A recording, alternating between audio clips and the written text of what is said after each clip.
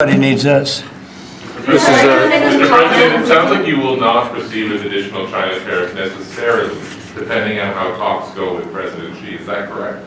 What does that define that? Well, we are asking, you pledged in the campaign potentially a 10% tariff on China, or as much as Because of fentanyl. Right. So I'm asking where you're. That's only because of fentanyl. There are other things too. Are additional. And a very big thing is the Panama Canal. China controls the Panama Canal. What's that all about? They're not supposed to be good. When Jimmy Carter gave it, which was a terrible mistake, he didn't do it. He didn't give it to China. He gave it to Panama. And China controls the Panama Canal. So are China tariffs? And we're not going to allow that to happen. Are they still on the table, or is that? We're not going to allow that to happen. Thank you, sir. What can we expect of the countries in NATO that spend the least amount of money, like Spain, France, below the 5%? Spain is very low. And yet, are they a BRICS nation? What? They're a BRICS nation, Spain. How is You know that? what a BRICS nation is? Well, you'll figure it out. But, and if the BRICS nations want to do that, that's okay, but we're going to put at least a 100% tariff on the business they do with the United States. You know what the BRICS is, right? You guys know. Brazil. You know what I'm China. saying, right? You know what I'm saying. Sir, Spain is not this is in an, the So this it's is, not even a threat. In fact, since I made that statement, Biden said, well, they have us over a barrel. I said, no, we have them over a barrel. And there's no way they're going to be able to do that. this is an executive order relating to, 100% tariffs, those countries, like Spain. As a BRICS nation, yes. But how They'll have a can you 100% tariff if they so much as even think about doing what they thought. Can you explain how is Which, and therefore they'll give it up immediately. So will China give it up. sir, this is about reforming the system of hiring in the federal government to ensure that merit is the lodestar of hiring decisions As as per opposed the Supreme Court. to other matters. Yes, sir. Mr. President, This is a big deal, merit. Our country is going to be based on merit again. Can you believe it? Mr. President, you had said you would end the Russia-Ukraine war on your first day in office. Where do things stand right now, and how do you intend? Well, this is only half a day. I have another half a day left. We'll see. We Sir. want to get it done, This is an order creating and implementing the Department of Governmental Efficiency, known as DOGE. okay? That's a big one. Is Elon Musk going to get a West Wing office? No, he's getting an office for about 20 people we're hiring to make sure that these get implemented. We have a problem in this country. You sign an executive order, it doesn't get done for 6 months. As an example, when we allow the J6 hostages to go out, it might not be approved under the old days for 2 weeks, 3 weeks, 6 months. You know, they had a good ruling from the Supreme Court, and it's like nothing happened. That ruling was 6 months ago, you know that. And it was like they didn't have a ruling. They've been treated very unfair. The judges have been absolutely brutal. The prosecutors have been brutal. Nobody's ever treated people in this country like that. Mr. President, are you commuting the sentences of anyone who assaulted a police officer on January 6th? Well, we're looking at 2 police officers, actually, that Washington police officers who went after an illegal, and things happened, and they ended up putting them in jail. They got 5-year jail sentences. You know the case. And we're looking at that in order to give them we got to give them a break. But is there clemency in your actions today for anyone? Well, it would be a who pardon. assaulted That would be a police pardon. officer? The one I'm talking about would be a Here pardon. you go, sir. This is Should there an, be punishment for the people who assaulted law enforcement officers that day? Well, I will say this, they've been in jail for a long time already. I see murderers in this country get 2 years, 1 year, and maybe no time. So they've already been in jail for a long time. These people have been destroyed. What they've done to these people is outrageous. There's rarely been anything like it in history, in the history of our country. And even people that were aggressive, and in many cases, I believe they happen to be outside agitators, but, you know, what do I know, right? But I think they were outside agitators. There were outside agitators involved. And obviously the FBI was involved because Wray admitted the FBI was involved. Didn't he say 23 people, indirectly or directly, were involved, and it was then 26. That's a lot of people. Now, we got to take care of, these people have been treated so badly. It's never happened before. What happened in Seattle where they took over a big portion of the city? What happened in Portland where they burned down the city every day and people die? Nothing happened to anybody. But they go after these people violently. I mean, they're still going after brand new people. They found somebody else with a picture. There's never been anything like this. And you know, it's almost 100%. Think of this, almost 100% of the people are convicted. 100%. It's Washington, D.C. People go into a trial and they say, oh, I have a wonderful lawyer and I didn't do anything wrong. And they end up in shackles almost immediately and jail. No, we're not going to let it happen. About Greenland, you have shown interest in buying it, but is there any other option that would satisfy you? About what? Greenland, instead of buying it. Finland? Greenland. Oh, Greenland. Greenland is a wonderful place. We need it for international security. And I'm sure that Denmark will come along. I think it's costing them a lot of money to maintain it, to keep it. The people of Greenland are not happy with Denmark, as you know. I think they're happy with us. We had representatives, my son and representatives went up there 2 weeks ago, and they like us. So we'll see what happens. But Greenland is necessary, not for us, it's necessary for international security. You have Russian boats all over the place. You have China boats. All right, we're live all over from the Studio place. 6B, 8 o'clock. We're live, breaking right in here. And they President's can't in the maintain Oval Office signing his first executive orders. We're going to listen in here for a little bit. Do you plan to meet President Putin, sir? I'll be meeting with President Putin. When do you plan? I don't know, I can't, it's being set up. Your first trip, foreign that might be, sir? So first foreign trip typically has been with UK, but I did it with Saudi Arabia last time because they agreed to buy $450 billion worth of our product. I said, I'll do it, but you have to buy American product, and they agreed to do that. They bought $450 billion. It was the least reported story I've ever been involved And in. now, where are you planning to go now? Well, I don't know. If Saudi Arabia wanted to buy another 450 or 500, we'll up it for all the inflation. Mr. President, you say you were going think to I end the probably go war's back. first day. How do you plan to end the Ukraine war? Well, we're going to try and get it done as quickly as possible. Do you want to push Israel and Saudi It should have never started. You know, the war with Ukraine and Russia should have never started. It would have never started if I were president. Will you push Israel and Saudi Arabia to normalize relations? I don't think I have to push them. I think it's going to happen, but maybe not quite yet. But they'll end up being in the Accords, the Abraham Accords. President Trump, I think Saudi Arabia will end up being in the Abraham Accords. This year? Could be, but soon, not in a very long way. Oh, look at that! It says TikTok.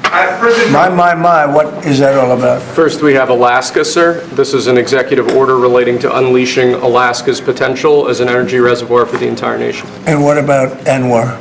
I believe that would be included in aspects of the So orders. we're opening up Anwar. on the TikTok piece, President Trump. President Trump doing a live press conference while he's signing the executive orders. Unbelievable. We haven't seen this in 4 years, by the way. Biden couldn't eat pablum or Well, it depends oatmeal on the and do deal. this. I mean, I may not do the deal, or I may do the deal. TikTok is worthless if I don't approve it. It has to close. I learned that from the people that own it. If I don't do the deal, it's worthless, worth nothing. If I do the deal, it's worth maybe $1 trillion, $1 trillion. So if I do the deal I'm talking about doing it for the United States. If I do the deal for the United States, then I think we should get half. The TikTok In other words, I think the U.S. should be entitled to get half of TikTok. And love congratulations, TikTok has a good partner. And that would be worth, could be $500 billion or something. It's crazy, the numbers are crazy. But it's worthless if the president doesn't sign, then it's worthless. If the president does sign, it's worth maybe $1 trillion. So I think, like a joint venture, I think we would have a joint venture with the people from TikTok. We'll see what happens. I mean, that's one of many ideas I've The had. CEO is now. I think you'd have to have one with Xi. That idea. The CEO of TikTok is around. Oh, I think he'd probably like it, because he's got nothing. They really have nothing. It's passed in Congress. It gives the president a right to make a deal, or to close it. Yeah. And we have 90 days to make that decision. It's a great thought process. But I could see making a deal where the U.S. gets 50% of TikTok, China monetizing Polices our it. workforce. a little bit, or But a if it's a lot. true spy, Depends on that. you know, what everybody's explained it But to remember, be. they make telephones in You think China. they're gonna sell? They make all sorts of things in China. Nobody not ever selling, they're complains about basically that. admitting They're what it is. complaining about this. Wait, they don't There's so many different products made in China, and nobody ever complained about it. The only one they complain about is TikTok. $1 trillion. And TikTok is largely young people. I guess I have a warm spot for TikTok that I didn't have originally, but, you know, I went on TikTok, and I won young people up by 36%, Peter. And Republicans typically don't do too Imagine well being with Peter young Ducey people. today. It's like But a whole new different world, Republican Peter. Party. Where am I? Portion of TikTok then, or how would it get that 50%? No, you take 50% of TikTok for the approval that TikTok could continue in business. And they'd have a great partner. The U.S. would be their partner. But the U.S. essentially would be paid for doing that half of the value of TikTok. Would there be a private sector owner as Could well in be, the yeah, US? could be a lot. Tell you what, every rich person has called me about TikTok You wanted to block TikTok. Why did you change your mind? because I got to use it. And remember, TikTok is largely about kids, young kids. If China's going to get information about young kids, I don't know. Are you I think, to be honest with you, I think we have bigger problems than that. But you know, when you take a look at telephones that are made in China and all the other things that are made in China, military equipment made in China, TikTok, I think TikTok is not their biggest problem. But there's big value in TikTok if it gets approved. If it doesn't get approved, there's no value. So if we create that value, why aren't we entitled to like half? Sir, They have servers all over the world. Does Biden ever you know, do news they conferences do- like this? Spy. How many They're all news over conferences, Africa, Peter, and has he other done like this? Oh, yeah. Like this. None. That's a great point that he brought up, all these other And it products. would be zero for the next I don't like the idea. infinity. For infinity, it would be Of the zero. U.S. getting President Musk going to help implement the executive orders? I think you mentioned No, implementation. We've already seen Elon, no. the U.S. He's- get involved with Elon's social very media busy companies, and sending we've seen how rocket that's ships up turned to out. various He's going to get half, and then he's going to With sell. lots of satellites on That's it. his plan. And he's gonna bring all that money into the What treasury. does it mean for Latin America? Which one? Marco Rubio tonight. Marco Rubio. You said Marco. Marco. Yeah, he's, I think he's great. I think Marco's doing a fantastic job. I think he's going to get a lot of Marco's been votes. I confirmed think he's going to now. be at right. 90% or something. I mean, That was quick, huh? Very good. People know him. They know him in the Senate. They know he's good. He's doing a good job. I don't know. I can't tell you. I don't know what's going to happen with that. He's got some very strong ideas, though, Marco. You signed Which one did you TikTok sign, order, Mr. right? President? Did you sign the TikTok order? Yeah, Yes, that was just signed. President Marco Rubio's ideas is just signed it. How many did you still sign? changing Are you going to Venezuela, sign? changing power. Let's look at Are all you the still committed with transparency. Maduro leaving power in Credible. Well, Venezuela? we're going to find out about that, too, because we're going to probably stop buying oil from Venezuela. We don't need their oil. Another embargo like the first term. You're transparent when you know what you're doing. All right, we'll get the feedback up. I'm sure the signal coming out of there is being widely used. Live from Studio 6B on a Monday, January 20th. We return after leaving on Friday in a whole new world. Yeah, what a day. What a day it was, the inauguration of President Trump as the 47th President of the United States. Slick's here, Delgado's here, Vinnie Mac is here. Vin, you seem to be a little overdressed, or maybe we're underdressed for the occasion. What's going on here? I landed the helicopter on the roof. Had to get back. And I came as I was today. Didn't make it to D.C., so you figured you'd get some use out of this thing. Get some use out of it. Why not? Finding it Yeah, after. it's Most an people expensive thought that rental. war would have been Mr. over Nolan's so here. long How are ago. you? I'm well. You're into 3 years. I'm not dressed quite as nice as Vin. You have more of the Fetterman collection tonight. My Fetterman commission. Hey, look, I'm a hardworking guy. I'm working in the cold. I got There you go. to. That's a Fetterman hoodie, I believe. Right? Yeah, this- so you're this good. You is- got a designer hoodie on. Well Gotta go off Carhartt. war. All right, let's go back to President Yeah. Trump signing a Numbers slew of that almost a executive million orders. Let's see what Russian else is on soldiers the have been killed. docket here. About 700,000 Ukrainian soldiers are killed. Russia's bigger, they have more soldiers to lose. But that's no way to run a country. What did your TikTok order do, Mr. President? It just gave me the right to sell it or close it. Essentially with TikTok, I have the right to either sell it or close it. And we'll make By the that way, let me just jump in. The breaking And news we is may that have to get an hundreds of approval January from 6 China, too. political I'm not prisoners sure. are now being But I'm sure they'll freed from approve it. federal prison. Yes. Currently And, happening if all they don't across the approve it, country it as would they're be being somewhat of a informed. hostile act. I don't know exactly the number, But it's good for China. if Trump's if it gets addressed it approved. yet. Mr. President, so you're not guaranteeing that TikTok will be around after 90 days from today? No, but it could very well. 1,500, I believe, is the name. makes Full sense for it pardons, to be. 1,500 is the number. 'Cause it's got tremendous 6 value. commutations of sentences. But if we create the value by approving. He called them January 6th In other words, that hostages. approval gives I it mean, tremendous Such a great value. way to phrase that. If I that's had the never case, heard then we that. should be entitled to 50% as a country. You understand? You haven't heard that one before, right? That's called a joint venture. And nobody ever thought that way before. It's true. Well, No president would think I this think way. you have a lot of people that would be interested in TikTok with the United States as a partner. Mr. President, what was it like walking into the Oval Office this evening? Oh, what a great feeling. One of the better feelings I've ever had. Would like this town better now than in 2017? Well, we're very experienced now. You would say nobody's ever had experience like I have. I've dealt with some very good people. I've dealt with some very bad people, and I know who the bad ones are and the good ones are. You know, don't forget, Amen. I was very successful in primarily the real estate business. And people used to say, who's worse, a politician or a vicious real estate developer? And I'd always say, you know, the real estate developer is far worse. But after about 3 months and getting to know scum like Adam Schiff and other people like that, I said, no, actually, real estate people are quite nice by comparison. Plan to speak with President Putin soon. What about President Zelensky, and what's your message? Yeah, I would, but he's told me he wants to make a deal. I mean, he wants to make, Zelensky wants to make a deal. I don't know if Putin does, he might not, I don't know. He should make a deal. I think he's destroying Russia Hey, maybe he does. Maybe he by does. not making a deal. I think Russia's gonna be in big trouble. You take a look at their economy, you take a look at the inflation in Russia. So I would hope, I got along with him great, and, you know, I would hope he wants to make a deal. Mr. President, are you keeping U.S. sanctions on Russia until he makes a deal? Well, sanctions or tariffs, I think the word tariff is much better because it keeps your dollar stronger. I think tariffs are more effective. I mean, I use sanctions on Iran. Iran was broke.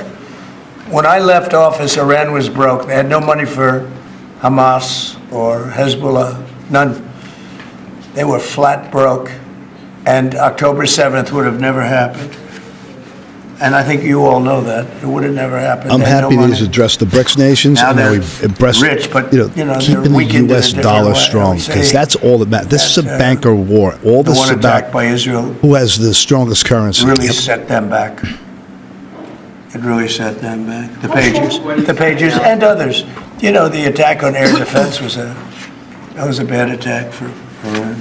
Kind of reminds me of, It's an you guys seen executive order Blazing relating Saddles, to right? Oh, reforms yeah. to the federal Governor workforce, including to the senior Just signing away, just Yeah. signing away. Yeah. I didn't hear a harumph from you. All of the cancer. Talking and just I signing call it away. cancer. The cancer caused by Headley, the Biden administration. Headley Lamar. Look at these bills, they just keep rolling in. President, that you can keep the ceasefire in Gaza and conclude the 3 phases of this deal. I'm not confident. That's not our war, it's their war, but Apologize. I'm not confident. But I think they're very weakened on the other side. Do you support the 2-state solution? Gaza, boy, I looked at a picture of Gaza. Gaza is like a massive demolition site. That place it's really got to be rebuilt in a different way.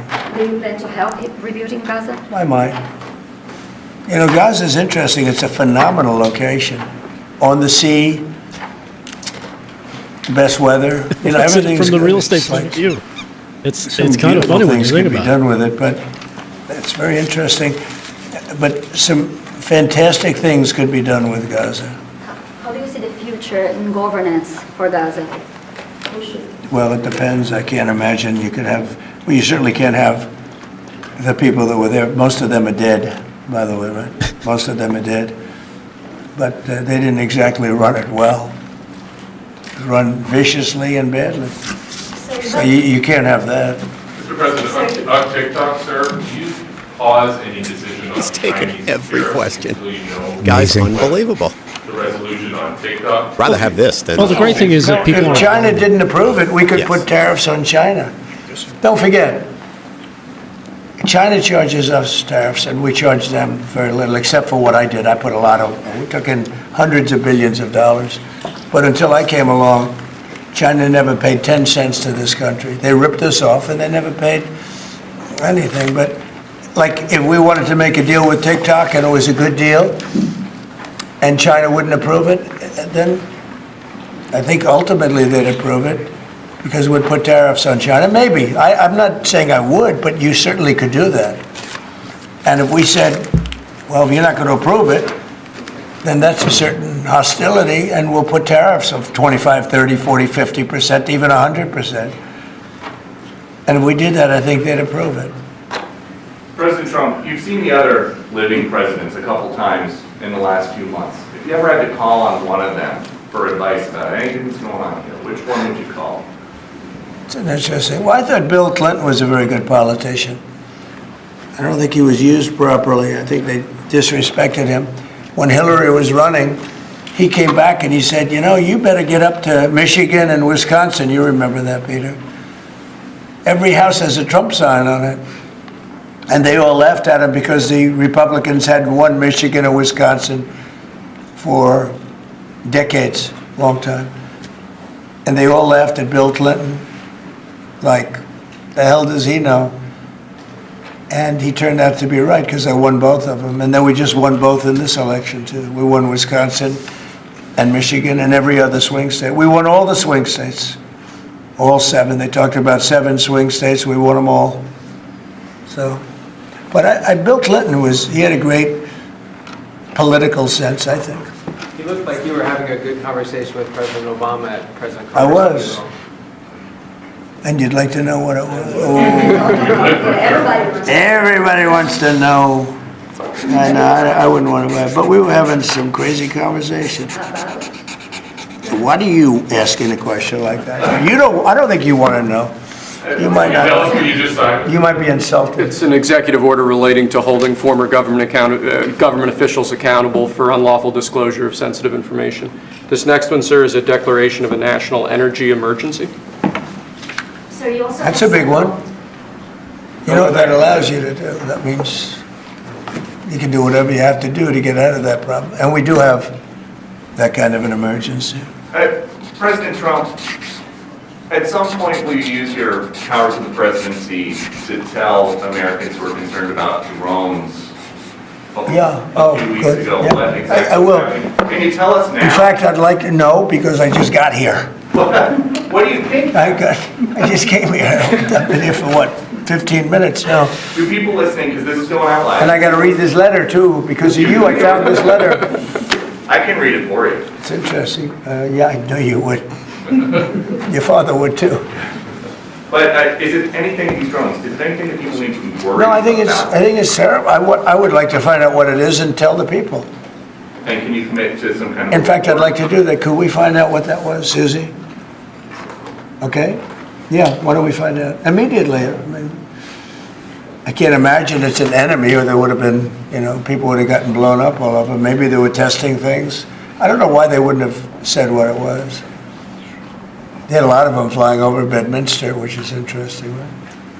And with the events today and yesterday, was everything moved inside just for cold weather, or was there some kind of security concern? No security. Because they had everything shut down to drones. You can shut that down pretty easily if you're sophisticated. They're very sophisticated, these people. No, it was just cold weather. And we made a good move because, first of all, I thought it was incredible in the Capitol today. You know why I liked it? Because I got great reviews on that speech. I got great reviews. Can you believe it? They actually were fair. This is Maybe the fake news is changing. unleashing energy Yeah, production. sir. unleashing energy production.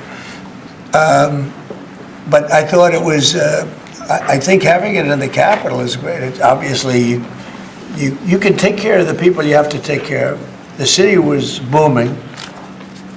And if we would have done it outside, people would have been hurt because it was really cold. You know, it was like, looked sunny. But when you stood outside for 10 minutes, people were running back in. It was really cold and really windy. The wind brings it down a lot. So we made the right decision. You couldn't have stayed, I don't think you could have had it out. You know how cold it was today. It was, people went out for a little while just to test it. They couldn't stay out more than 10 minutes. They all came back in. So we would have had a disaster if we did that, and people would have been hurt. The unlawful disclosure, Leo, is that related to the Hunter Biden situation? Which one? The one on unlawful disclosures by federal officials, is that related to? No, I think it's just more general than that. It's not Hunter Biden.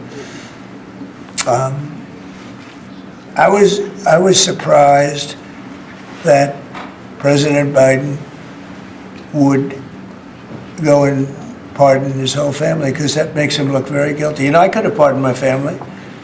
I could have pardoned myself, my family. And I said, if I do that, it's going to make me look very guilty. I don't think I'd be sitting here, frankly. If I did that, I don't think I'd be sitting here right now, because I would have shown that you're guilty. But by pardoning his brother or brothers, by pardoning all of those people that he pardoned, by pardoning J6, the Unselect Committee, they destroyed all of the documents. They deleted all of the information. There's no information. And a lot of the information pertains to Nancy Pelosi, because she was given 100, I mean, you know this, it's on tape with her daughter. Nancy Pelosi was responsible for not taking advantage of 10,000 soldiers or 1,000. You wouldn't have you could have used 400. It was a relatively small crowd. It wasn't the crowd that was at the mall. It was a small crowd. So I was a little bit surprised that he did it, because it makes him look guilty. I mean, he's going to have to live with it. Now, with that being said, it's unbelievable precedent it creates for a president. But the precedent is unbelievable. Now maybe every president that leaves office, they're going to pardon every person they ever met, so they don't have some lunatic like deranged Jack Smith, who's a total lunatic, by the way. Not a smart guy either, he's a dummy. But we beat the hell out of him. And I helped my reputation. Do you think you'd have to do the same thing at the end of this term? Well, I guess now I have precedent to do it. I wouldn't want to do that, no. I think it makes you look very guilty. I think it makes Biden look very bad, very weak, and very guilty. And, I mean, he pardoned everybody. How about this J6 committee? Why is he pardoning them? The reason is because if you delete and destroy documentation, everything, they have nothing, because they were guilty as hell. They rigged it. It was a rigged deal.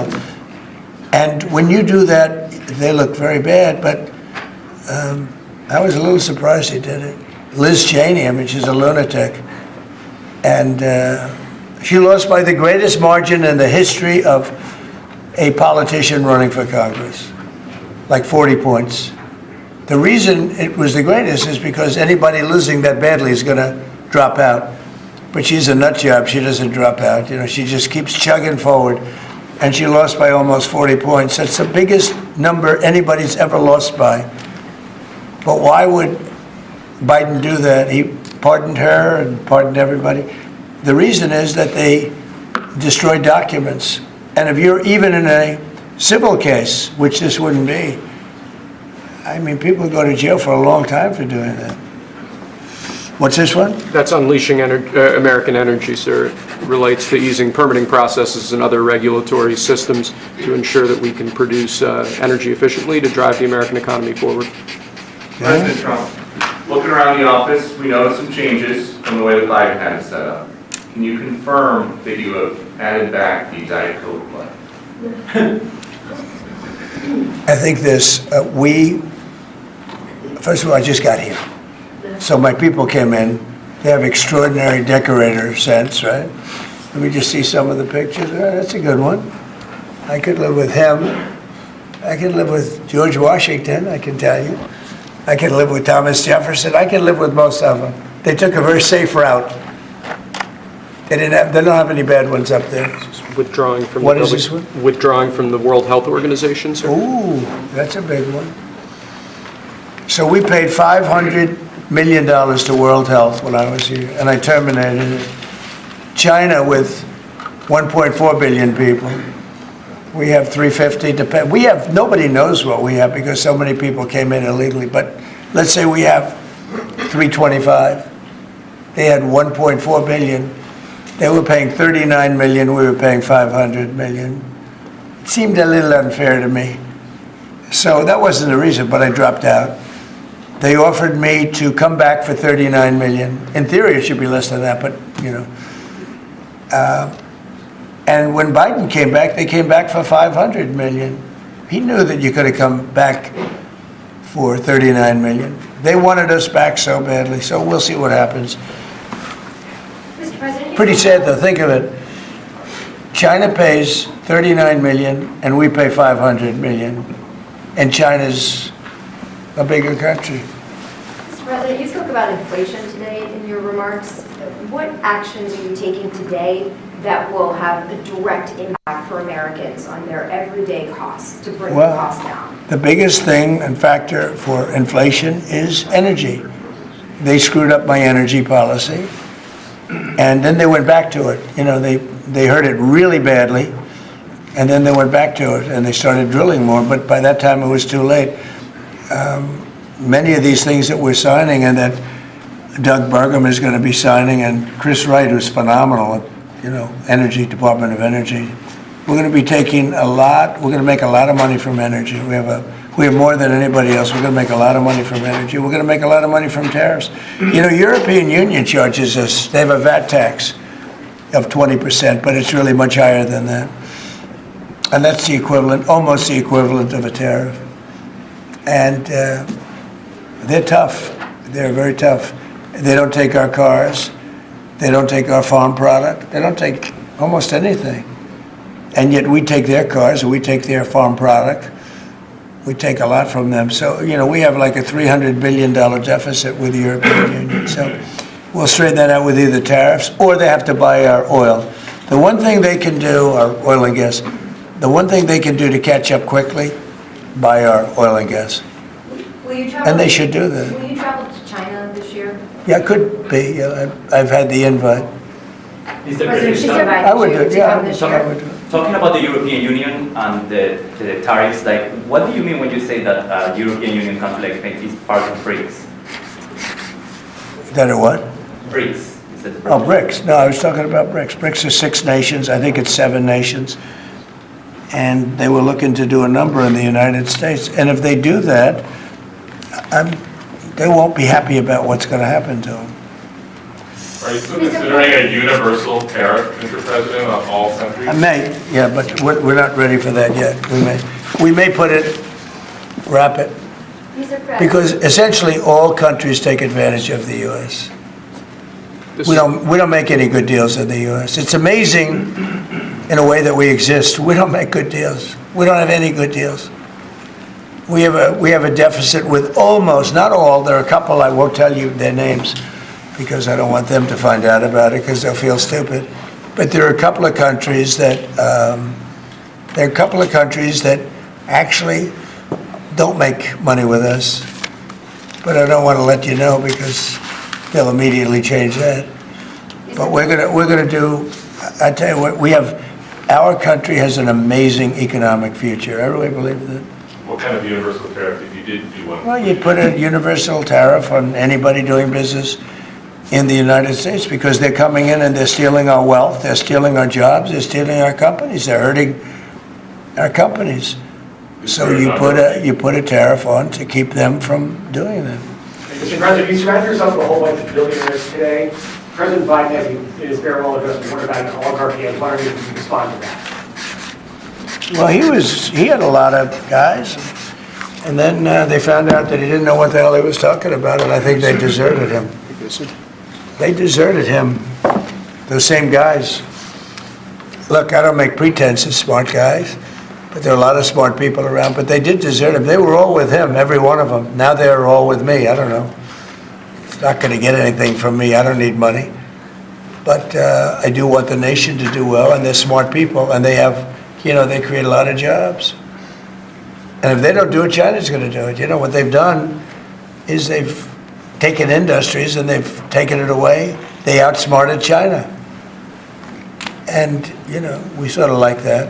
It's okay. They've done a great job. A lot of them, not all of them. Protecting women from radical gender ideologies. Ooh. Mr. President, going back to the World Health Organization, you were the president during COVID. Don't you see the importance of an organization like that to coordinate a global response? Sure, I do, but not when you're being ripped off like we are by the World Health. World Health ripped us off.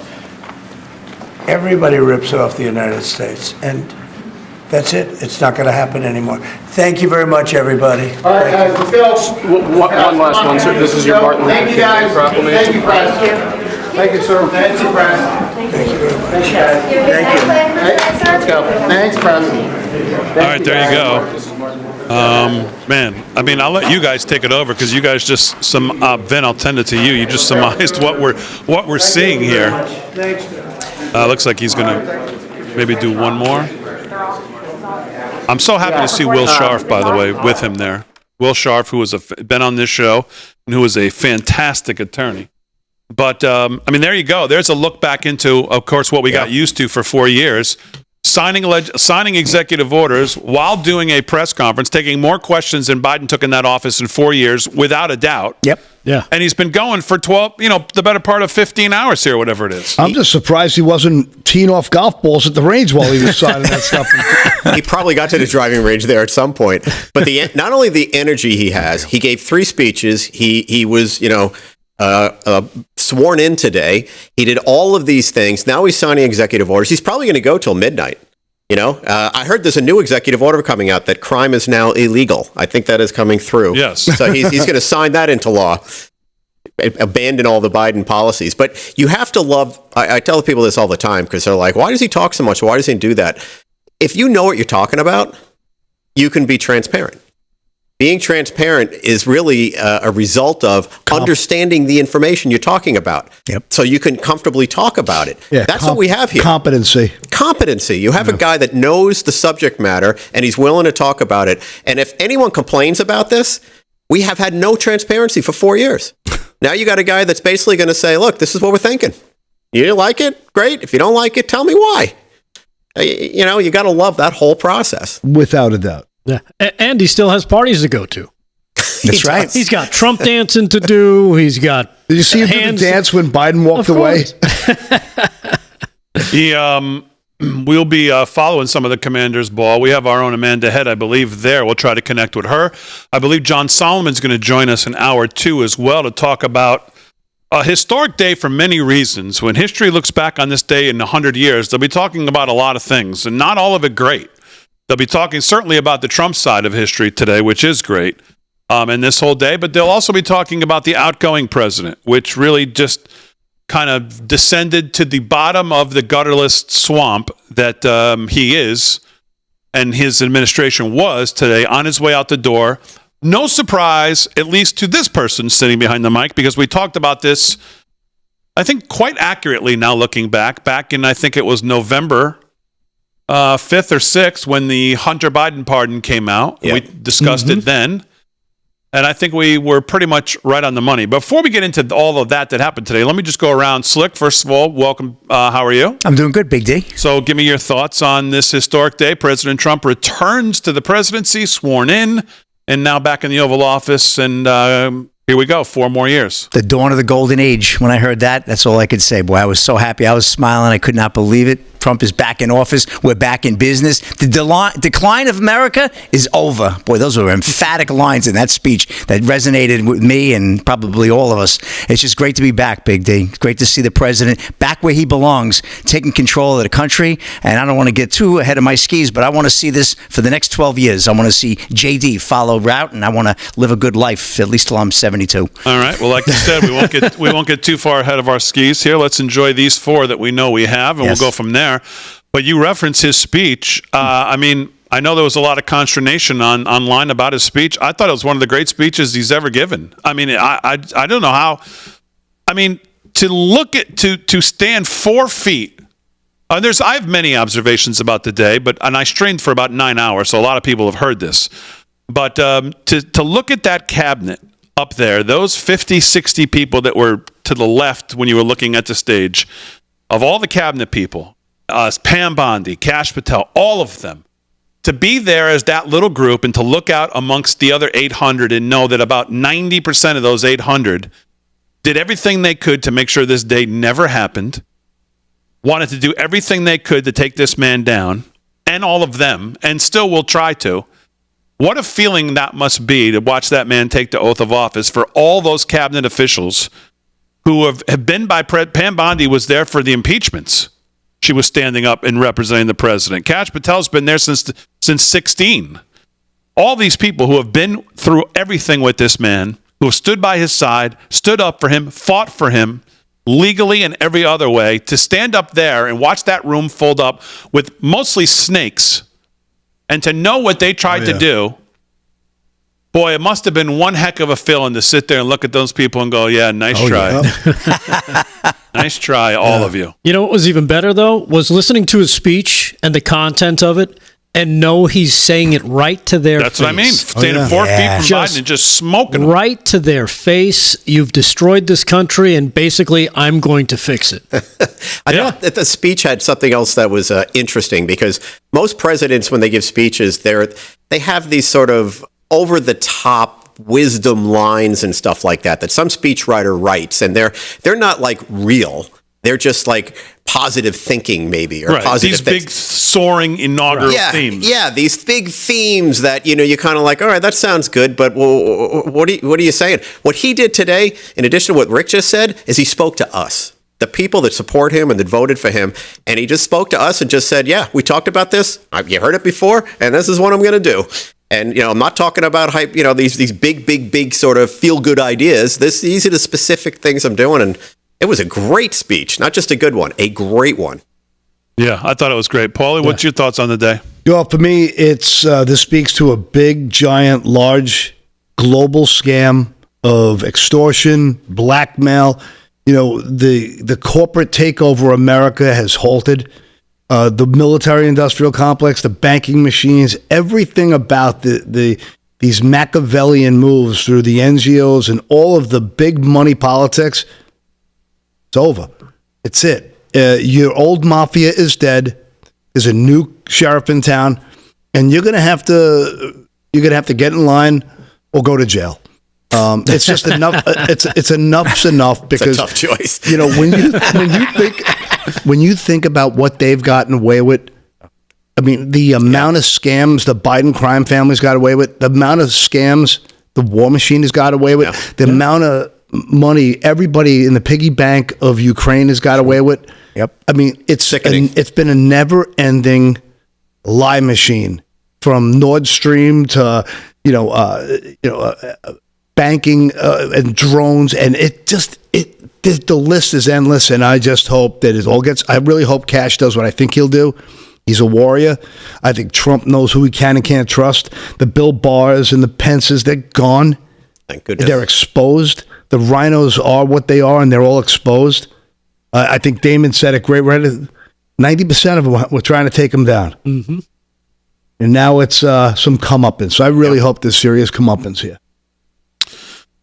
Yeah, we'll see. Now we can get into the pardons here in a second, but boy, I thought, what you all said, I echo. But the president, I texted John Solomon during the speech. I said, "Boy, no overarching inaugural themes here. This is dagger after dagger after dagger." It just was factual. Yeah, right? It was great. Yeah.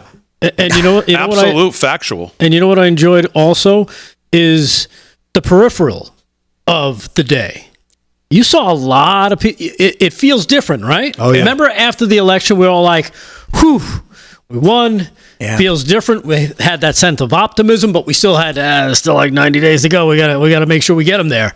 Now there's another page is being turned, because the optimism, you feel it, you see it more. Remember, we were starting to see celebrities coming out, putting their MAGA hats on. Now, did you see this video of Tucker Carlson walking down the street in D.C.? cut 8. Check this out. This is Washington, D.C. This is where the swamp gets their power. This is where they all feed on the same chum as they figure out a way to fleece us. Here's Tucker Carlson walking down the street.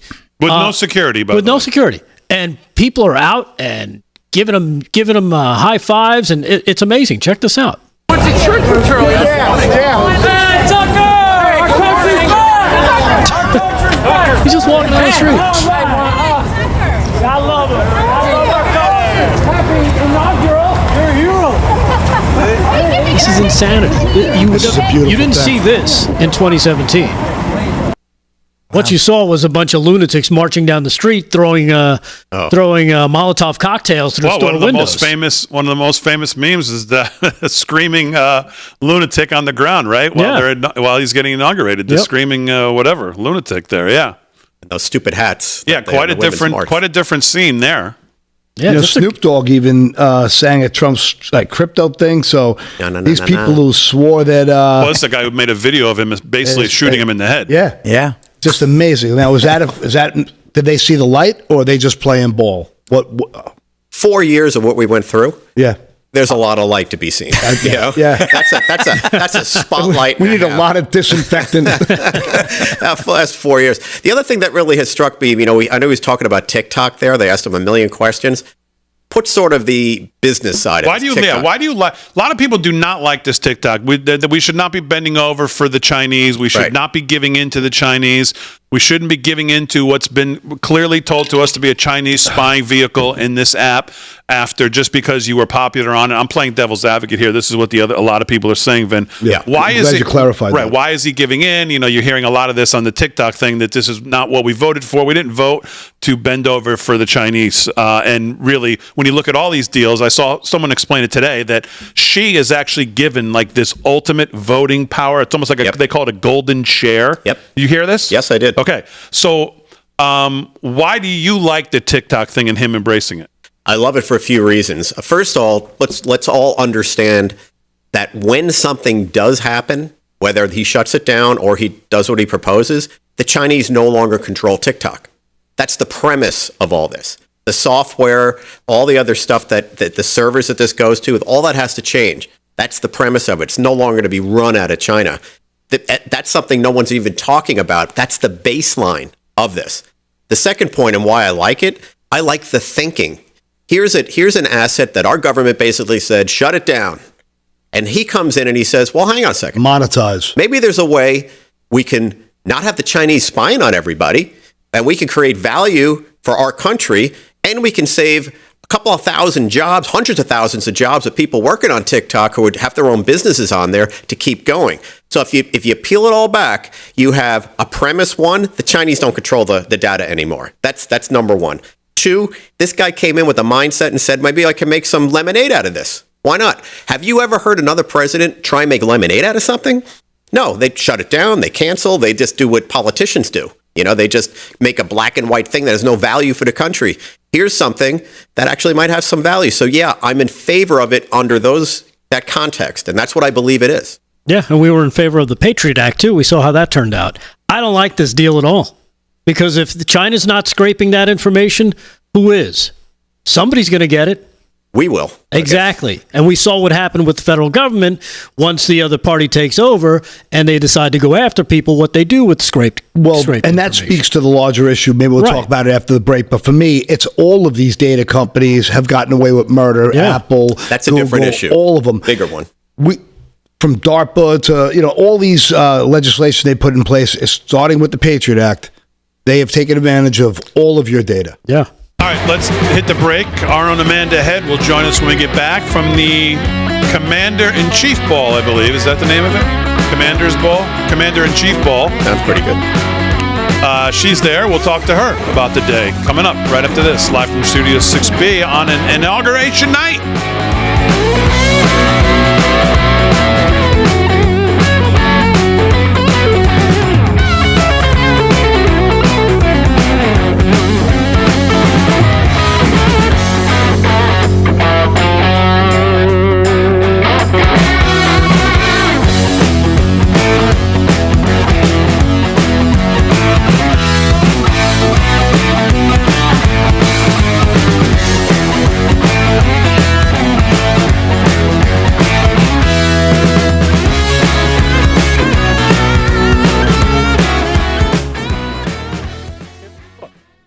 We can't trust. We've already seen what they've done. How many years of government? Okay, then. Floating break. How many years? Let's just hope this is a different version of American government. Let's just pray that this is a government that is no longer going to be about full technocratic control. Mm-hmm.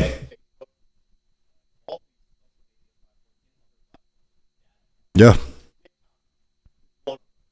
Oh yeah, but it's Chinese. Right.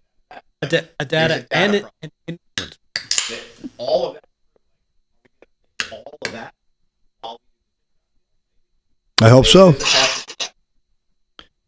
I really hope it really goes back to being a republic for the people, by the people.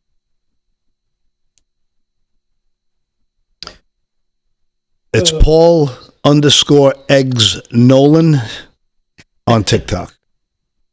Egg. I don't know how I got that name.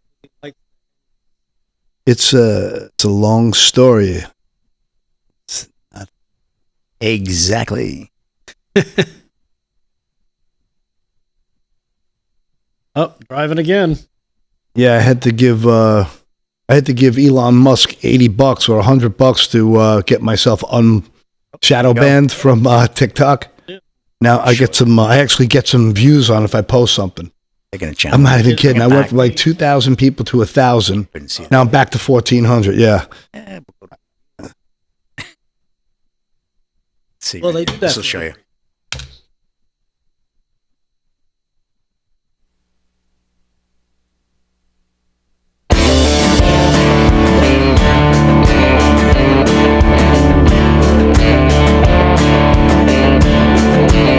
Live from Studio 6B on an inauguration night, 45 past the hour. We're going to effort getting a hold of our own Amanda Head, who's at the Commander-in-Chief Ball. Slick had a good one in the break. Slick, what'd you say? I said, what if we have a Commander-in-Chief Super Bowl? We're very close. Yes, that's very true. We could actually have that. It's destiny. It could be destiny, Could be. yes. Hey. That's actually a good point. What if that is destiny, given what's going on? Everybody says the NFL has a script. Is that in the script? I wonder. Wow, that would be something, huh? Speaking Just of for the tagline. how'd you guys do? I don't even know, to be honest. I think there was two pushes. Chip went 2-2. When we got to go by when we gave out the games Yeah, in the lines we gave. So we go by those lines, and by those lines there was two pushes, which makes me ill on the Kansas City push because I've never seen anything like that. But all right, we have Amanda Head. Let's go out to Amanda. She's at the Commander-in-Chief Ball. Amanda, how are you? Hello, having a great time there. A lot of people here. I mean, this is a packed ballroom. This is technically the convention center here in DC, and it is pretty much wall-to-wall bodies, but everybody's having a wonderful time. The playlist is very Trumpian. I mean, it is all of the good stuff, the good oldies that you hear mixed in with some of the more modern stuff at President Trump's rallies. Got a little bit of Michael Jackson Thriller in the background. Everybody's having a blast. Well, it sounds like it's going to be a great time. Amanda, you look great, first of all. Let's go back through the day and talk about what we saw today. Obviously, let's talk about the good stuff first. President Trump, J.D. Vance obviously take the oath of office, and then President Trump gets up there and delivers just an absolute whopper of a speech, just takes dead aim at the cabal of criminals sitting to his left. No soaring inaugural themes, maybe a couple little ones in there, but basically says, yeah, this is what you guys screwed up, and I'm here to fix it. What did you think of his speech and how direct it was? Yeah. I absolutely loved it, because here's the thing. I know people are like, oh, Joe Biden was sitting right there and you're criticizing. What is he supposed to say? Is he supposed to say that the economy is booming, that our reputation is solidified as the world power on the world stage, that our border is... I mean, he's not going to get up there and lie. He's going to point out the things that need to be fixed in this country, and I'm sorry that the guy who perpetrated it is sitting 4 feet away, but if he hadn't have done that, then there wouldn't have been this comeback of Donald Trump required to actually actually fix all of the garbage that he did. So I loved the tone of it. I thought that there obviously were unifying moments, but when you have a problem like this, you need a diagnosis. And if he, without the diagnosis, you're not going to fix anything. And that's what I love the most about this speech, is that he said, look, I'm the president for all Americans. This is America's comeback story. Nobody thought that I could do this, and yet here I am. Winning is what we do best. Excelling is what we do best. I thought that was fantastic. But you also have to be a realist, and you have to understand and articulate to the American people all of the crap that has happened and all of the stuff that he's going to have to fix, because he's got a crappy job right now. I mean, that dump truck that he rode up to that rally in, he's going to need about 1 million of those to get stuff done. Yeah, absolutely. It's a lot of work ahead. He started a little bit, some executive orders coming out, obviously pardoned 1,500, I believe is the number, J6, commuted 6 sentences tonight on a day where pardons are, well, quite frankly, in the news. Now, I don't know if the morning pardons from the corrupt president who left office had anything to do with the president, because of course we heard a lot of talk leading up to this. Well, we're going to take a look at them case by case. We'll see who's violent, who's not violent. Now it sounds like 1,500 is about all of them, I think, and I wonder if Biden's corrupt pardons of his entire family played into what Trump did with the J6ers. What do you think? Yeah, I seem to remember 4 years ago when there was speculation about President Trump giving preemptive pardons, and I remember Joe Biden and Chuck Schumer and a whole slew of Democrats saying, well, doesn't that imply guilt? Doesn't that mean that they did something wrong? If you're preemptively pardoning them, then not only did they do something wrong, but you must have known that they did something wrong. And now they're obviously singing a very different tune. And for Joe Biden to pardon, six of his family members? I mean, do we really need further proof that it is the Biden crime family? And that's what the American people resoundingly voted against. And then when it comes to these January 6 prisoners, I don't remember the grand total of how many were still in jail, but I do think it was close to 1,500. And I imagine that there were some outliers that President Trump considered that maybe aren't a part of this group. There were also, I believe, 6 commutations of sentences. So, this is a promise made and a promise kept on day one, along with a whole slew of the others. The 9 executive orders that he signed in front of the crowd. I mean, has there ever been a better showman? And then tossing the pens in the crowd like he's an MLB player with a T-shirt gun or something.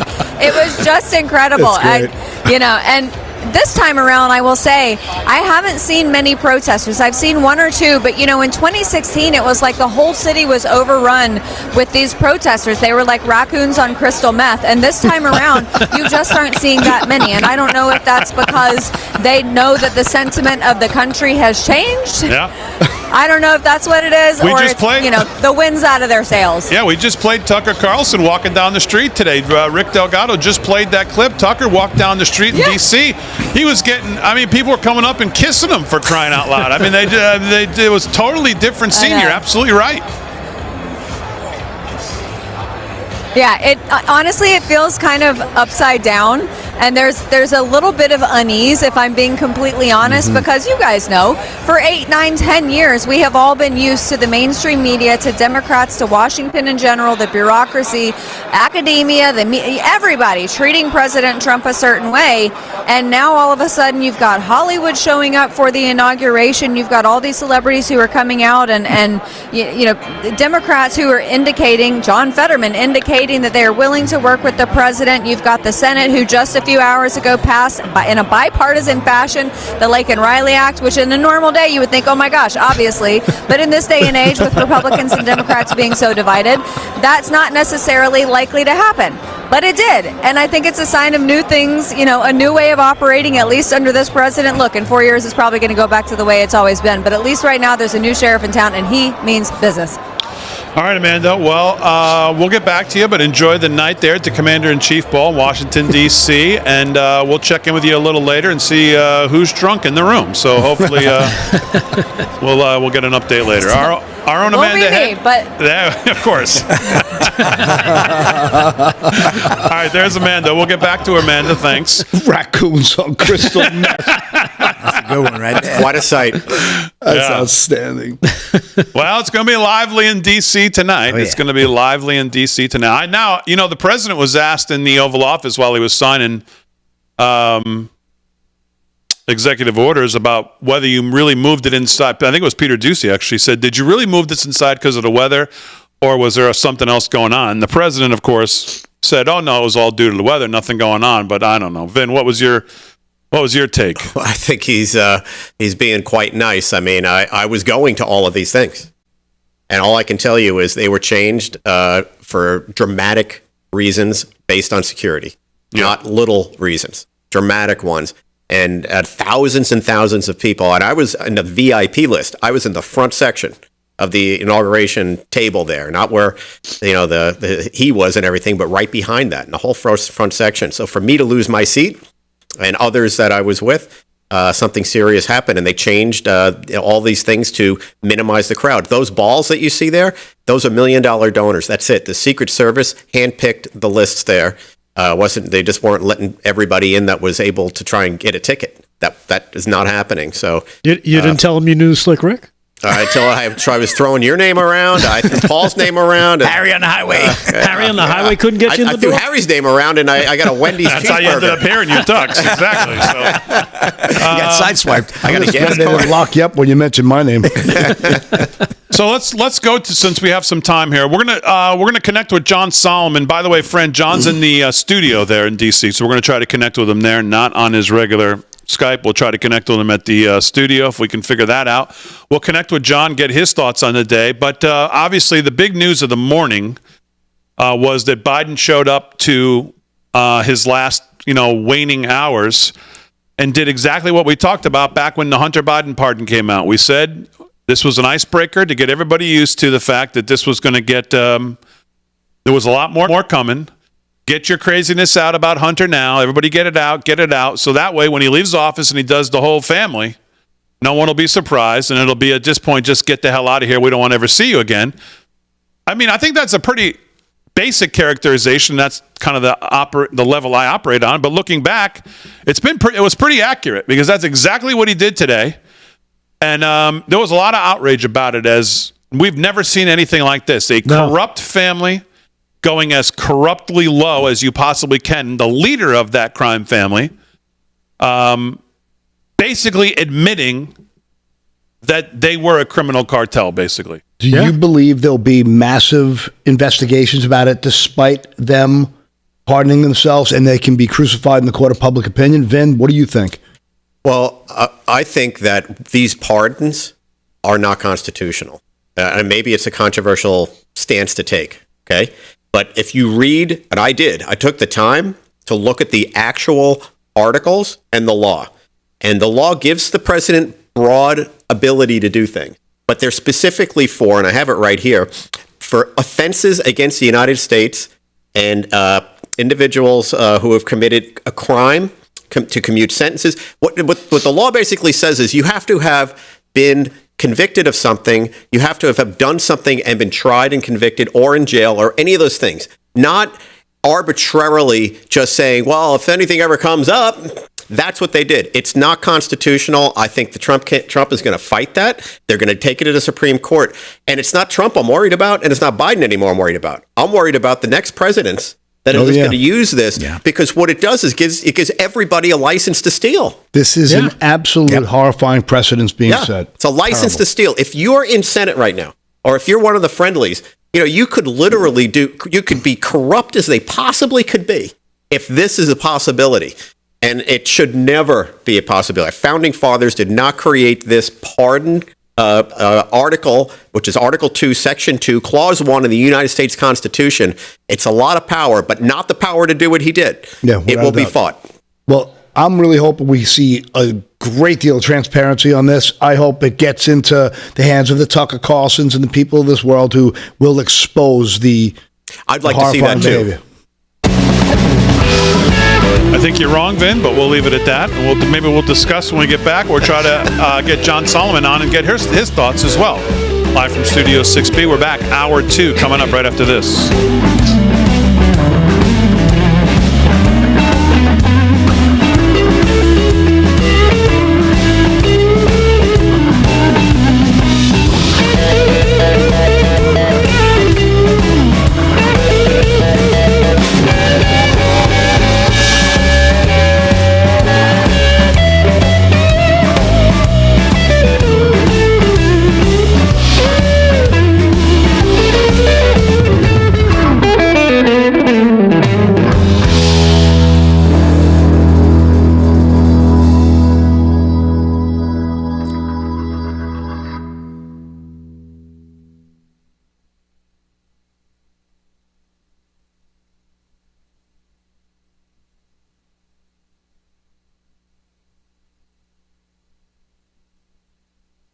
You had a John McLaughlin. All right, we're live in the chat. Chat. What's going on? What'd you say? I said you had a John McLaughlin moment. You remember John McLaughlin? Yeah. Wrong! Ever used to do that? Yeah. Yeah, I don't think there's a chance these get even looked at. The plenary power that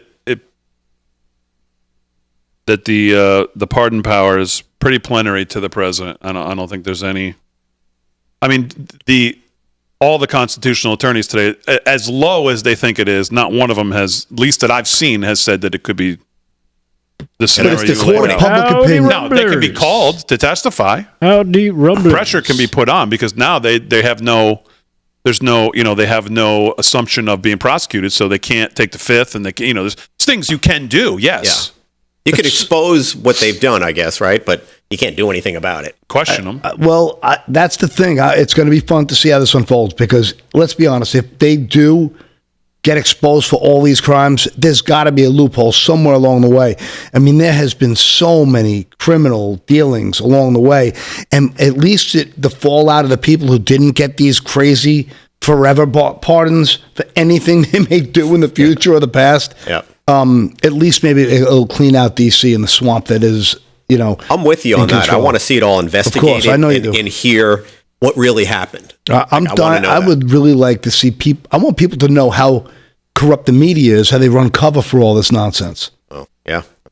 Because that'll speak to the larger story as well, that DC is so corrupted.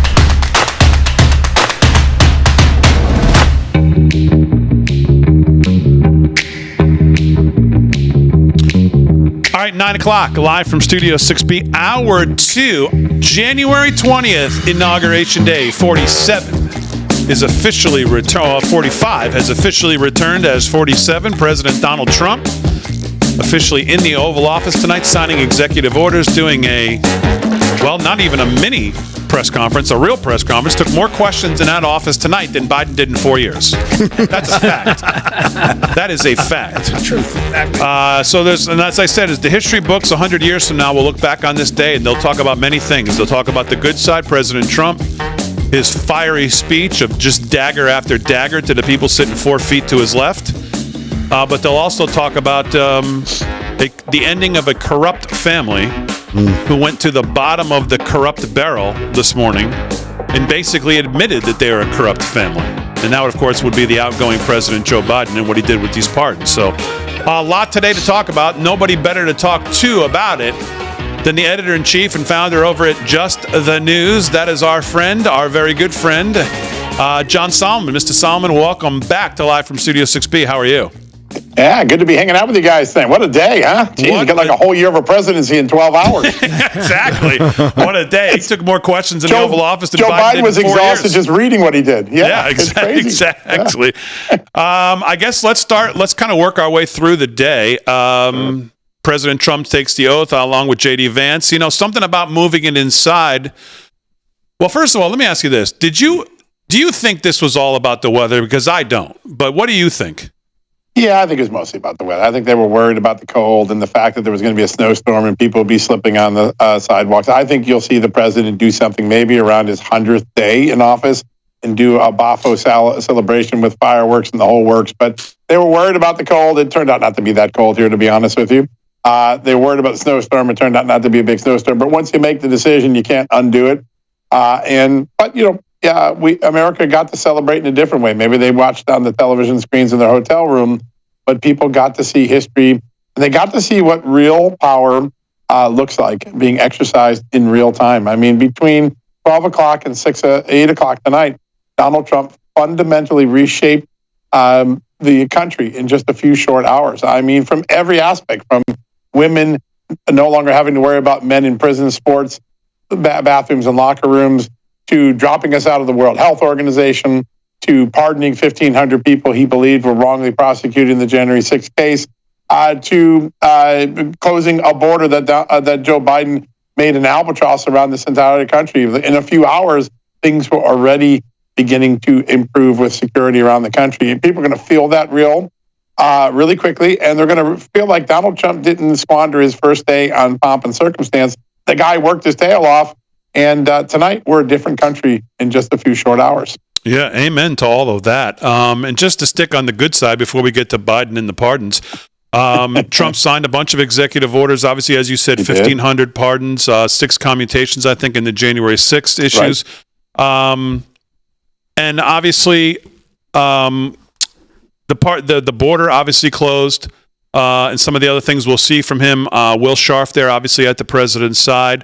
What else do you think will be in this first couple days as far as, obviously, he's focused on the border. We heard a lot from him today.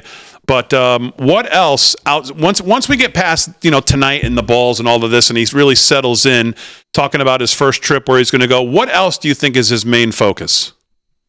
Well, listen, I think he wants to get the economy under control, meaning getting inflation down. And you need to send a signal to the markets because inflation rates are really high. In most places, 30-year mortgages are at 7%, pricing a lot of people out of the marketplace with high, particularly in urban areas where high prices are the norm now. So I think he's going to be talking and creating the projection of reducing government spending so quickly so that the markets react and they're favorable and they're excited and they begin to come down. Because right now the markets are spooked by the most recent job report and other things. They feel like inflation's not yet tamed.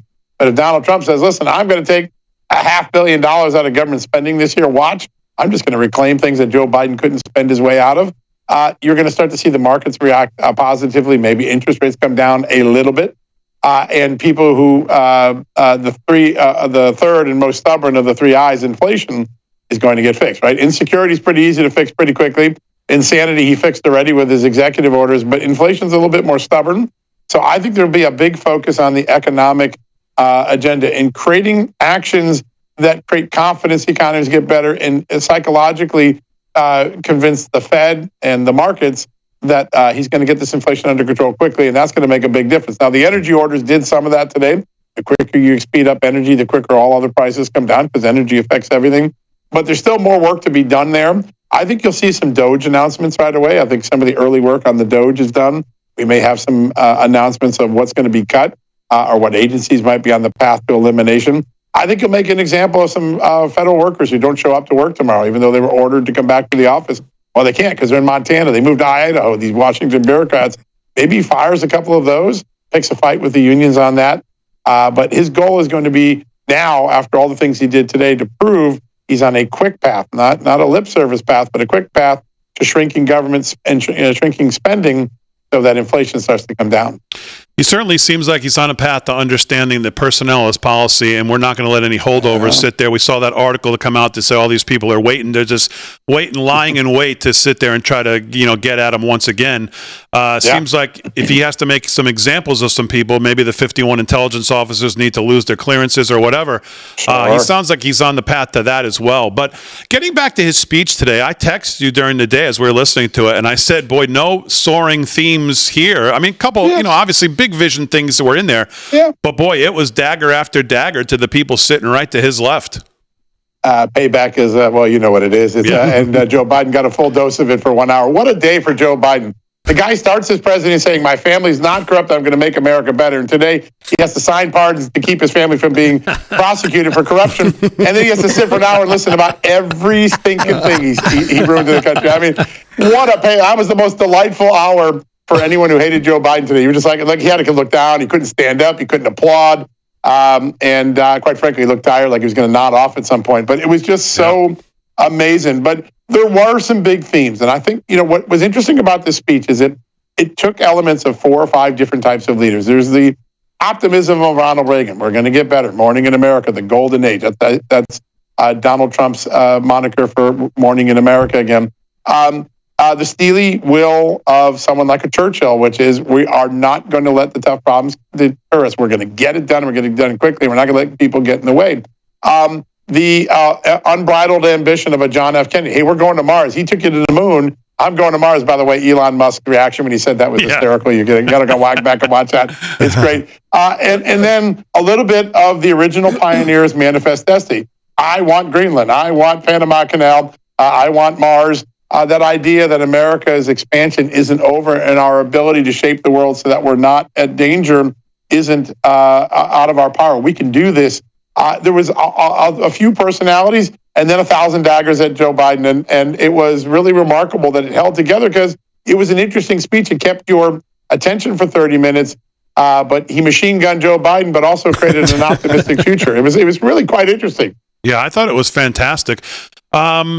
So just sticking on the Biden pardons just for a second, there is some kind of weird irony that Trump got impeached because he called Zelensky to basically inquire about the Biden crime family, right? And now Biden goes on his way out, basically admitting that he had good reason to be calling and inquiring because, this guy weaponizes government against his political opponents.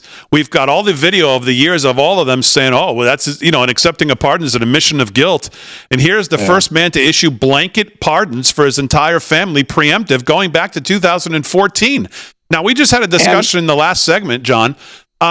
The plenary power of this to the president is pretty absolute. Is there anything in here that these can't stick, obviously, or is it just we have to hope these people can get called in front of a congressional hearing now and be questioned, or this is pretty much puts to bed? Well, listen, there are other mechanisms at the disposal of conservatives, Republicans, even the Trump administration to exact justice. And just remember, O.J. Simpson was acquitted in the criminal case, but then he paid a dear price in the civil case, and the civil case sort of became history's judgment against O.J. Simpson. It is very possible that some of these people acquitted today could face other lawsuits, like civil fraud lawsuits. You're not immunized from that. Why couldn't Ken Paxton bring a charge in the state of Texas and pursue that? There are other avenues pulling the security clearances and thus the livelihood of the 51 so-called intelligence experts who put their thumb on the scale of this election in a shameless fashion. There are many things that can still create accountability that doesn't have to have prosecution. I don't think Donald Trump's going to challenge the plenary power of pardons. Maybe some constitutional lawyer looking for an intellectual exercise might do it. But I think Donald Trump's going to lean forward. He isn't going to get judged on how well he settled the scores of the past. He is going to get judged on how well he solves the problems of the future and the present.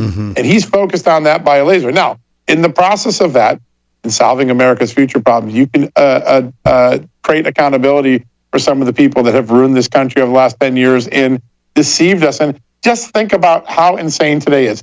An entire congressional committee, all of its members, all of its staffers, had to be pardoned. What does that say about the January 6th investigation? It means that people knew it was a crock. How will history look back? If I'm Mike Johnson, after what Joe Biden did say, I'm going to have a vote tomorrow to say I want to repudiate the January 6th committee because it had to be pardoned. They clearly did something wrong. Repudiate the findings. Now, there's something that could be done that's never been done before. Congress going back and saying our findings of the January 6th committee were full of caca, and the history shouldn't rely on them, and they should understand what this was. Now, that would be an amazing moment in history and a way to create shame and accountability without letting this moment go. But Donald Trump is focused on the future, not on the past. The whole storyline that all he wants to do is retribution for his enemies, that's Bo. He is focused moment by moment, minute by minute to squeeze out of the next 48 months every action he can to make this country better. And if you thought today was exhausting, just wait for tomorrow. Yeah, I'll bet you're right. Marco Rubio tonight is confirmed. Yeah. Michael Waltz, I believe, is confirmed. I'm not sure what other confirmations there are. Is there anybody at this point that you still feel is in any kind of a danger zone as far as getting the votes at this point for the cabinet?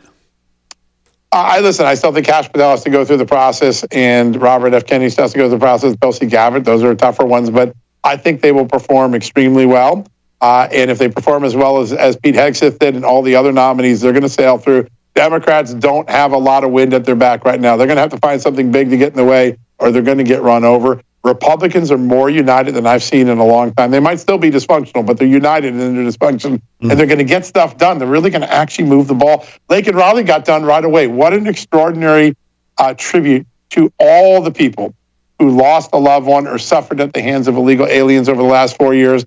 The first law passed by the Senate as soon as Donald Trump came in was to honor Lake and Raleigh and to reinstill the common sense idea that if you're an illegal alien who commits a crime, you should get your tail kicked out of here. How insane did we become that became controversial for a while, but they got it done tonight. And that Congress rowing in unison with the president is creating a very quick vanguard for a fast-moving action. I think we're going to get to July 4th, which I think could be a celebration moment for Donald Trump to kind of take it and be in amazement of what's been done, that like the president feels like it's over because they got most of the checklist done. And then Donald Trump says, no, that was just the opening checklist. Here's a whole new checklist. And he sets out another agenda, and you start leaning into the 250th birthday of America in 2026 with even a more ambitious agenda than what he's accomplished in the first few weeks of his transition in the early presidency. Now, he's got Ukraine to deal with. That's big.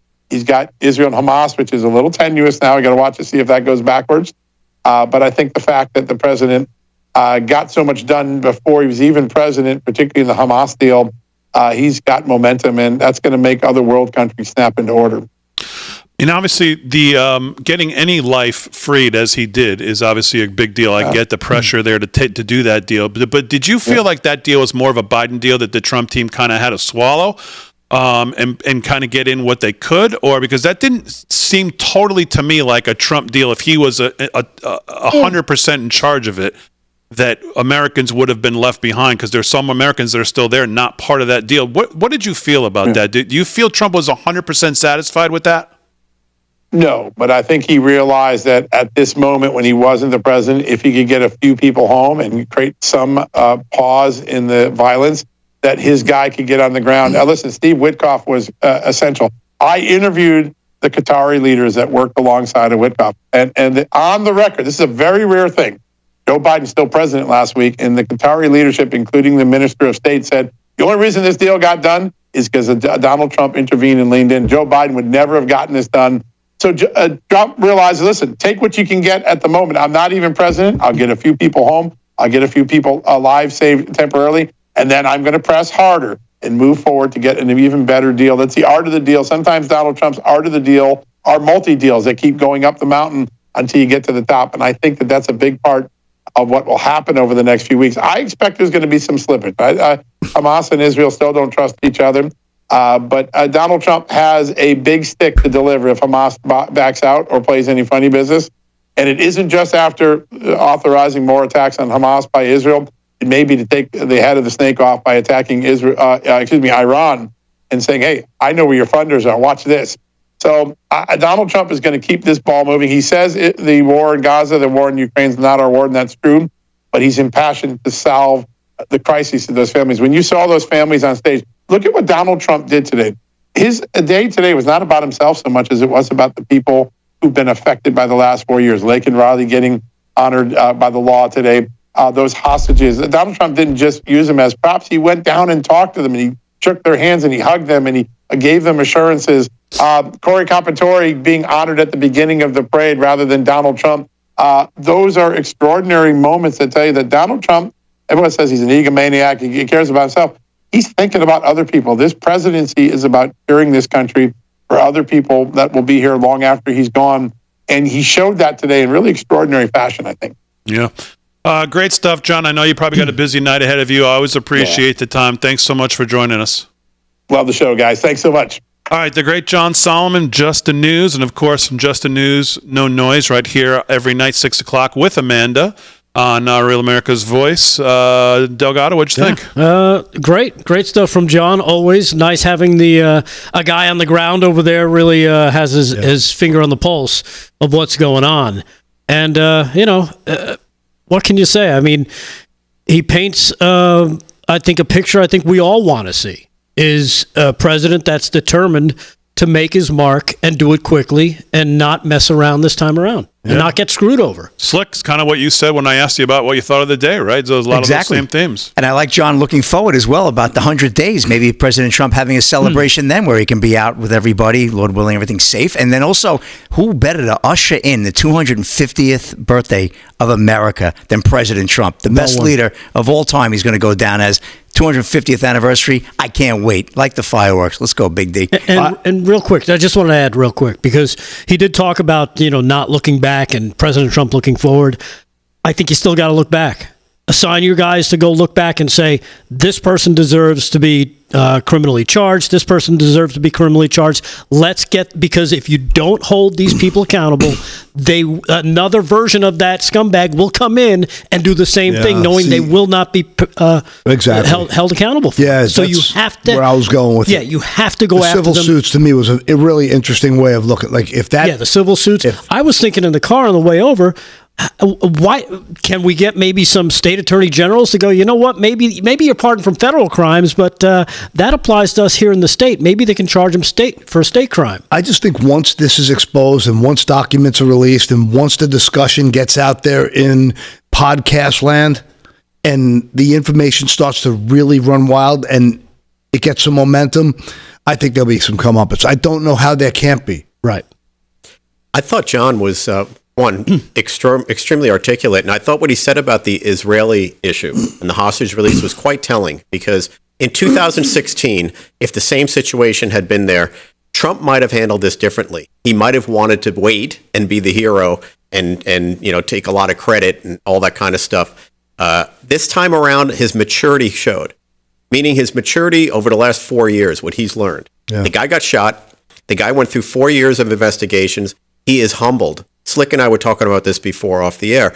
He is humbled. He's a different Donald Trump than we've seen in the past. It's very, very inspiring and positive. And I think his point on how he settled this and how he kind of, he helped push it forward, and he wanted to take what he could get right now, and then he'll revisit it.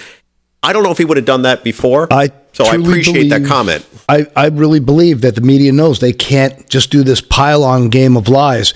They know that there's way too much public support, and they also know that their game is up.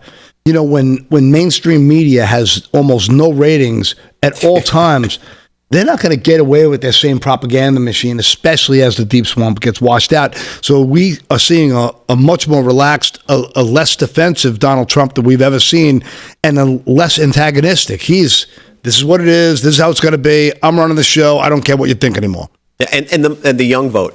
The young people that jumped in here, and I think that was what I was most shocked about. Yeah. How the young voters came through, all those podcasts and so on. That has a lot to do now with the shaping of minds. The CNN, MSNBC, they're yesterday's news. Yeah, the long-form conversation. Yeah, literally yesterday's. Yeah, you truly see who someone is in a long-form conversation. There is no hiding from who you are, and these conversations are much tougher than the softball nonsense we see on 60 Minutes, which to me is the ultimate propaganda machine. Yeah.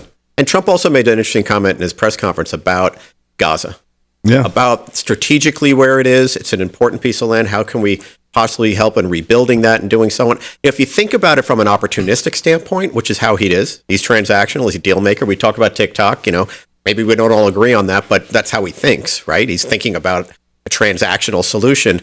He's going to make a big difference, not only in how that's resolved, but how that goes forward, especially Gaza. That could be an amazing place. Hey, we rebuilt Japan after World War II, and Japan became one of our best trading partners and, an incredible place, for business and innovation and all those types of things.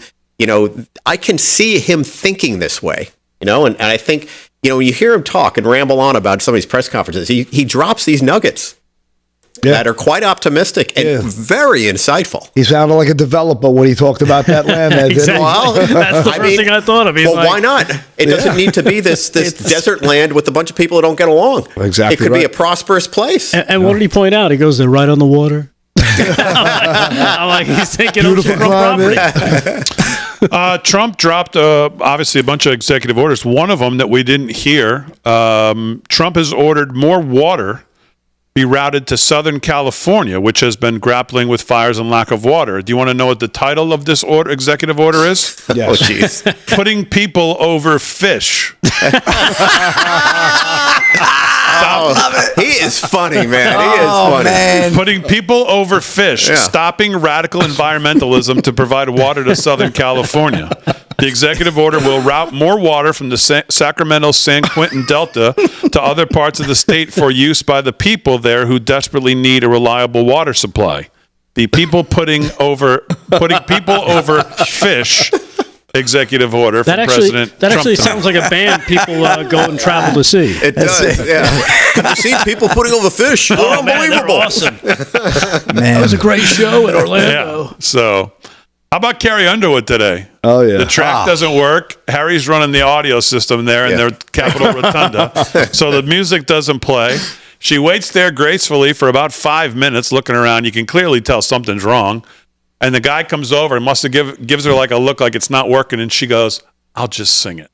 Like she was great. I'm one of the best vocalists who's ever lived. Yep. Don't worry. Yep. I got it. And then she went on and absolutely nailed it. And then the people sang with her. Yeah, she said, you know the words. Help me out. I thought that was the most amazing thing. You know, when everybody jumped in and started singing, especially the choir that was in there. Wow. It was beautiful. I thought Harry was working the audio. I wasn't sure. Yeah, Harry was there. He had some scotch tape, duct tape. He had a couple of things going there. Yep. Didn't work. Yeah. All right. What else is going on in the news, though, Gatto? Obviously, most of the day has been taken up by this, but or any other parts of the day here we haven't talked about. Oh, well, you know, there's a... I'm sorry, not to interrupt you after I go just ahead. introduced you. Breaking, Trump revokes security clearance for John Bolton. Nice. Example number 1. Nice. He suspended 51 officials, right? Yeah. Now he does Bolton. This is great. Yeah, I love this guy. Bolton's trash. Yeah. And, you know, of course, we know about all the pardons. I got a bunch of pardon clips. Whether we get to them or not, I'm not really sure. But one person that didn't get a pardon, and his wife is very upset about it, everybody. Alexander Vindman's wife is on social media posting like crazy. She's pissed. Oh, really? Rachel Vindman, the wife of Alexander Vindman, posted on social media Monday morning, no pardons were offered or discussed by the outgoing administration of President Joe Biden. Alexander Vindman is a retired lieutenant colonel. You remember him. He was behind the first impeachment of President Donald Trump. Well, turns out maybe he's feeling, this could be a problem if I don't get a pardon. And his wife obviously knows there's not a pardon coming. Monday morning, Biden released a statement announcing the pardons for his former chief of medical staff and a medical advisor, Fauci, Mark Milley, that treasonous general.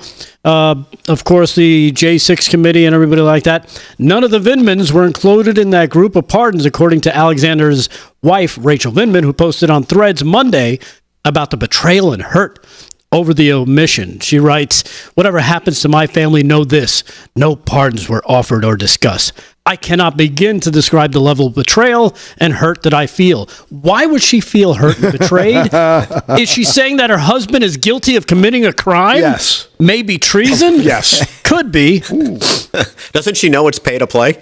I mean, isn't she aware? Do they have any money? If they had money, he would have been pardoned. Maybe not enough of that Ukraine cash was coming in for them. Yeah. In other replies on Threads, Vindman responded to the breaking news about Biden's pardons that her husband is on a list of enemies, and they talk about him all the time, but he wasn't offered S. In response, a follower who asked her what the pardon would be for since he did nothing wrong, Rachel Vindman replied, neither did anyone else who was pardoned. Yeah, right. Of course, you all remember him, Alexander Vindman, his brother as well. She was looking for a pardon for his brother as well, who is another one of these people, Leonid Vindman, and his twin brother, Eugene Vindman, who was just, believe it or not, elected to represent Virginia in Congress. He's a representative for the state of Virginia. So interesting turn of events for the Vindman family. I don't know what they're nervous about. I thought he was like a hero. He was coming forward with information, trying to stop things from getting out of hand. Whistleblowers, right? Whistleblower. Wasn't he a whistleblower? Mm-hmm. Why do whistleblowers need pardons? Maybe because he's not. Anyhow. Rachel Vindman added an additional post with a succinct comment on the situation, to which she wrote, blank you. And she's a little tweet. All right, 27 past the hour, live from Studio 6B on an inauguration night. President Trump seems to be a little behind schedule. I don't know if we'll be able to catch him on his way to the ball if he arrives, but we'll touch base again with our own Amanda Head, who's there before the end of the show. We'll do some more news. We'll catch up on some sports. Live from Studio 6B. We're back right after this.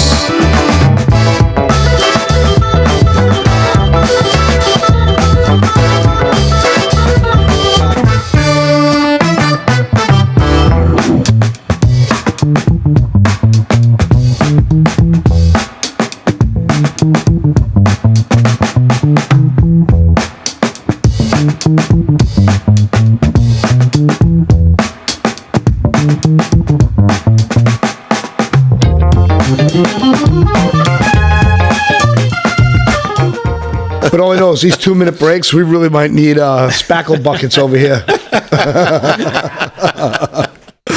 That guy made it clear that we're 2 super chats since I can't scroll back, but I told D, and we'll make sure if someone can let us know who did the super chats. If you could, I don't know if one of the guys here can find it. I can't scroll back and see it on my feed, but we're so grateful. Oh my God, Kathy, I'm looking at the thing. I really do feel like a Franciscan monk right now.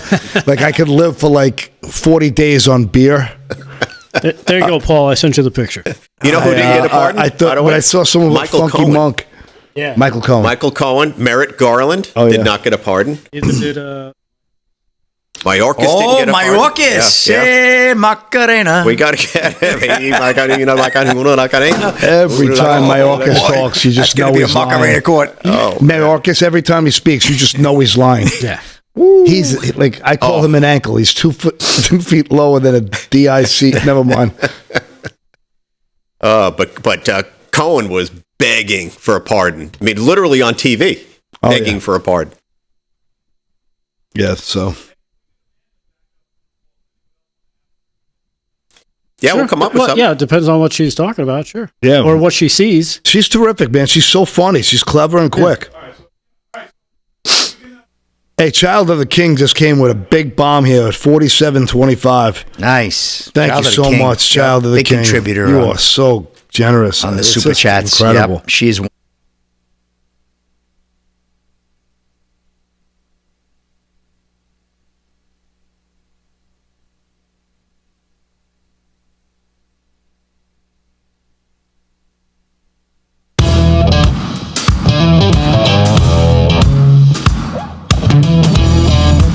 Live from Studio 6B, Real America's Voice, Monday night, Inauguration Day, also Martin Luther King Day as well.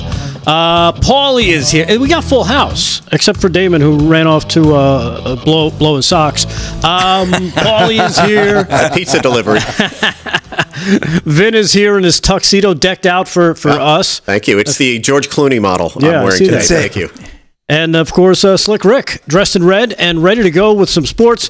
Slick Rick Sports brought to you by Mike Lindell's MyPillow. Go to MyPillow.com. Use our code LFS6B at checkout and get some great stuff, great deals on all MyPillow products. LFS6B at checkout. Slick, what is going on? How'd you guys do in the odds makers? Well, That's first, what I want to know. I just got to say, Vin, you and I are dressed up with no ball to go to, right?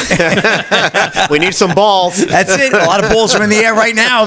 Certainly at the White House. But, the odds leave those makers alone. was very interesting, Rick. We had some very interesting end results there. The Chiefs game ended up landing right at 9, so it was a push because they took a safety with 11 seconds to go to avoid potential comeback there. So, unfortunately, we didn't get that game. And then, yesterday was also a crazy game. We had a push in the Rams-Eagles game. The same thing. So, Chip, I believe he had 2-0 on the other 2 games.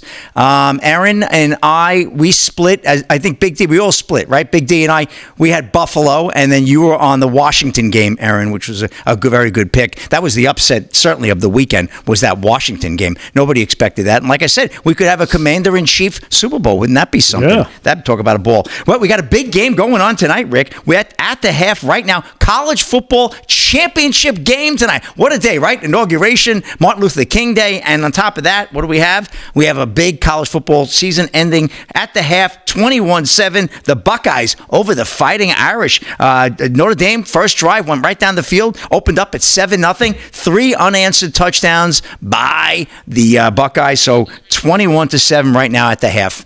Rick, back to you. All right, very good. So thanks for the update on the sports. Slick Rick Sports brought to you by Mike Lindell's MyPillow. Again, use our code LFS6B at checkout. Right now, we're going back to D.C. To the big party with Amanda Head checking in. Amanda, how are you? Welcome back. What's shaking? Good. Thank you so much. Yeah, I was just taking a video of the band up there. You caught me in a little in-between moment. Yes, President Trump, we have heard, is actually now flipping his schedule. There are 2 balls in this complex. This one, the Commander-in-Chief ball, and also the Liberty ball. He was originally doing the Liberty ball first, and doing his first dance and giving a few words, but I have heard that he has actually switched that, so he's going to be coming here first. So we gambled right on which ball to pick.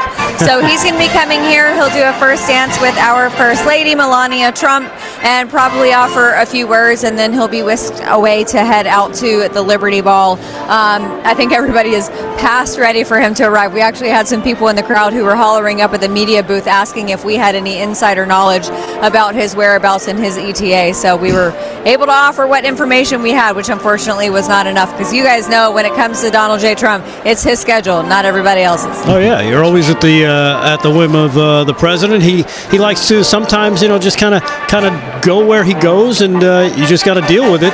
And luckily for you and the people there, you're going to get the first dose of the new president at that ball. So that should be a lot of fun. It's going to be a lot of fun, and I have to tell you, while you guys were chatting a few segments ago, we managed to snag an interview with Nelly, because Nelly is here. He is performing. I think he's performing tonight. So we were able to grab an interview with him, and he had some interesting thoughts. His publicist told me to keep it light and benign, and I mean, I kind of did, but I had to ask him what he thought. It's getting hot in her. Yeah. I was desperate to know. You guys know how it was in 2017 when President Trump was inaugurated. I mean, D.C. inauguration ceremonies and festivities were like the plague to Hollywood. No one would participate, no one would perform, and it's such a different vibe this time around. So I asked him about that, and he concurred. He said, yeah, it's just a vibe that we have in this country.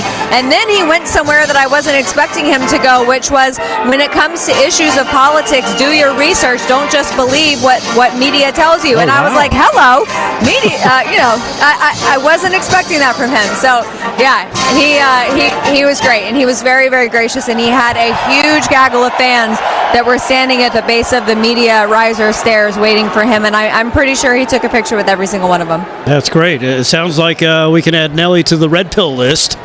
And, expect hopefully more of them. Because, again, when you see people like him, it kind of gives license to everybody else to say, you know what, I don't have to keep this to myself anymore.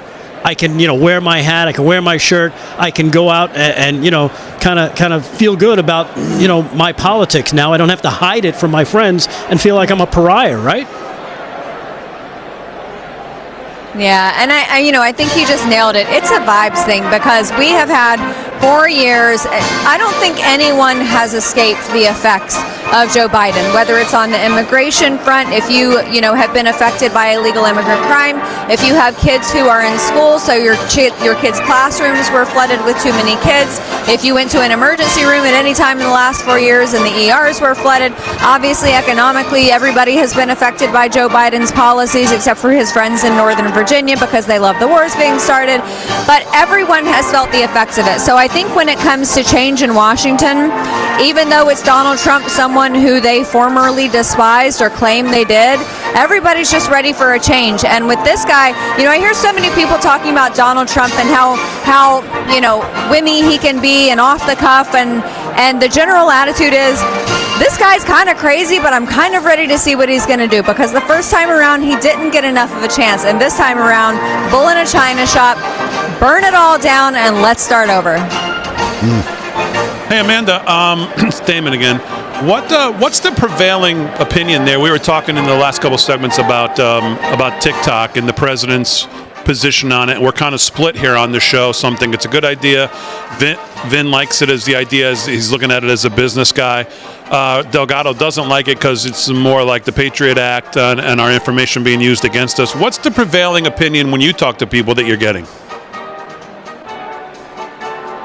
All right, so here's an interesting tidbit, and this also ties in with what I was just saying about the sentiment surrounding President Trump.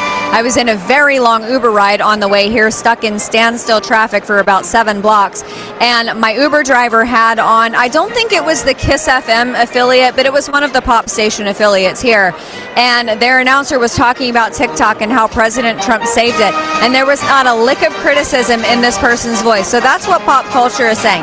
When it comes to people here on the ground, I am constantly hearing the free speech argument, it's how you weigh that against the national security implication. I think that if there is a way to separate, to piece out, to bifurcate that app from ByteDance, from the CCP, then there is a way, there is a path forward for it. But without that, I don't have kids yet, but can you imagine if you've got a 10-year-old or a 12-year-old who's posting on TikTok, that person goes into, some type of, God forbid, a government job or the military or something, and then the CCP has 10 years of blackmail material on your 10 or 12-year-old who thought that they were just posting silly memes at the time.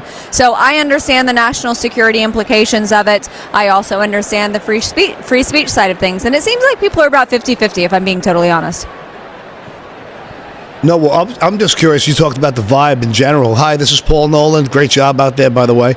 Are there other A-listers or other celebrities there who are come out of the closet, if you will? Let's see. Who are someone who I saw yesterday who I was very excited to see, much like Nelly, a soundtrack to many of the great times of my high school and college years, Gavin DeGraw, who is, a Billboard topper over and over and over again. When I saw his name as one of the entertainers on the list, before I came to DC, I thought, maybe he's just trying to bring the country together and he's performing, but he's performing tonight. He was at the Turning Point Ball yesterday as an attendee, not performing. So I don't know if that means he's MAGA, but I will say this with respect to Nelly. I suspected he was MAGA a few years ago because, and this was not blown up in the media very much, but I saw a little tidbit on Instagram. He was at Mar-a-Lago 2 years ago. So I think that he's been moving down that path for a while. Because it's hot in her, that's why. So, well, Amanda, thanks for joining us. Listen to our stupid jokes. Appreciate your time. Enjoy the night. Enjoy the president there. Is he going to speak again there? I'm sure he will, right? He is. He's going to come to this ball first, so he should be here, I'm guessing, in the next hour or so. Now, there is still, Rascal Flatts is going to be performing, and we have the military band right now, but President Trump will be after that. So I'm hoping in an hour or so. We'll see. All right. Well, enjoy the night, and we always appreciate the time. Thanks very much. Thank you, guys. Have a great night. All right, there you go. Our own Amanda Head. Of course, you can see her each and every night, 6 o'clock on Just the News, No Noise with John Solomon. And I believe Amanda is actually going to be White House correspondent for Just the News. Really? She's very good. Which is fantastic. Yeah. I mean, couldn't make a better choice there. Yeah. Fantastic. She's clever. She's funny. Well, congratulations, Amanda. Yeah, so... Wow. All right, 20 minutes till the top of the hour, till we wrap here on an inauguration night. Vinnie Mac's here. He's wearing his tuxedo since he didn't go to D.C. What else is on your mind, Vinnie? Yeah, I didn't quite make it there. One of the things that I think is a bit of a theme, at least for me personally, with Donald Trump, is cleaning out the closet. Yeah. The closet of the U.S. government, and a guy that's so transparent and open, I think it's easy for him to clean it out. And we haven't talked about what he said yesterday. RFK, JFK, Martin Luther King. He's releasing all of those documents for us to see. No president, obviously, has ever done that. He tried to do it last time. They told him, you can't do that for national security reasons. You know what? The only way to get past what we all believe is our government has something to do with some of these guys, some of these murders, is to put it out there. Let's deal with it, clean out the closet, and move forward, and maybe put in things that will protect people from our government getting involved. And we haven't talked about that at all. And I think it's a worthy subject because this is a huge item. Well, yeah, maybe we have all speculated. Yeah. There have been movies made about this. Yeah, well, people have talked about it. They're a mischievous. Who killed JFK? And if there's something there, we're going to see it. And the same thing with RFK, and the same thing with Martin Luther King. I think it's healthy. That's what I love. Cleaning out the closet. Yeah. Rip the Band-Aid off. All right, we'll be back to wrap it up for a Monday inauguration night with the boys right after this.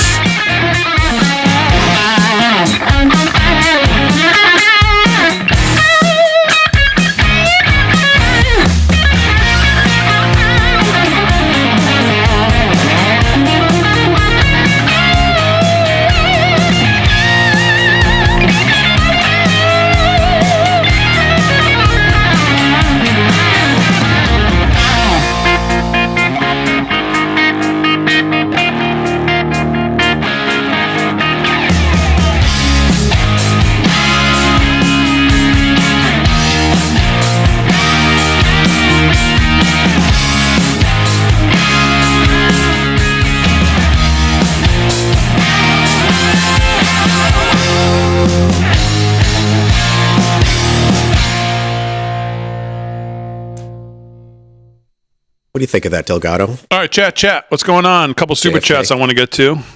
JFK, RK. That guy, 1776. God is great. What a great day in America. Thanks, Big D, Delgado, Slick, Paulie, Vinny, Aaron, and Fran. Big D, cigars are on the way. I really hope one of these days I have a place to be able to do the show and actually smoke the cigars while I'm doing the show, which would be great. Big D, cigars are on the way. Slick, keep an eye out on Friday. Sent them to your address there, Slick. Beautiful. Thank you so much. I'll bring the bourbon. I love my stogies. After the show. Mrs. D, $2 super chat, and the super chat says 25. So I'm not really sure what that means, but all right. Child of the King, 4725 super chat. Thank you very much. He is legal now. Praise God, Trump is legal. God bless America. Yes. Thank you very much, Child of the King. As always, Mrs. D and that guy for the super chats tonight on YouTube, which I'm glad to see we're back on YouTube as I made an appeal to YouTube today. What happened? Well, they shut us down again for showing the inauguration, for doing the same thing that everybody else is doing. And I just wrote them saying there's got to be a better way to do this. Number one, the network pays to license some of this footage from FedNet and all these other places. And then we're getting shut down for showing the same pool feeds of the inauguration that 1,000 outlets are showing. Yep. So why are we getting shut down and getting a strike for copyright? It's not copyright. Come on. I tuned into you this morning, and I noticed all of a sudden you just froze up, and that was it. And I lost you. I actually did tune in. I never tuned.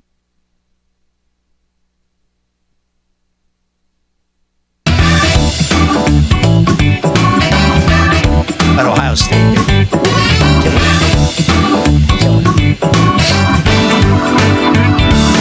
All right, 45 past the hour. Live from Studio 6B on an inauguration night.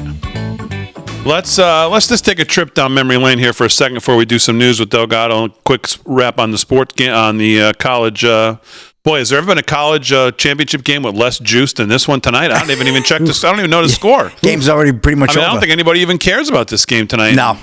A couple people in the chat said they forgot there was a game tonight. I just haven't right on thought point about it. Yeah, Well, look at the day it falls on. a lot more important what's going on in the White House. Paulie sent me some great clips. A couple of them I actually had, but our friend Maze Moore, of course, put them together as well. What's the chances that this audio is going to work? Why don't we check it before I... okay. Oh, you have this one. Okay. Cut one. Let's roll that. President Trump is reportedly considering a wave of preemptive pardons. Does this concern you? All these preemptive pardons?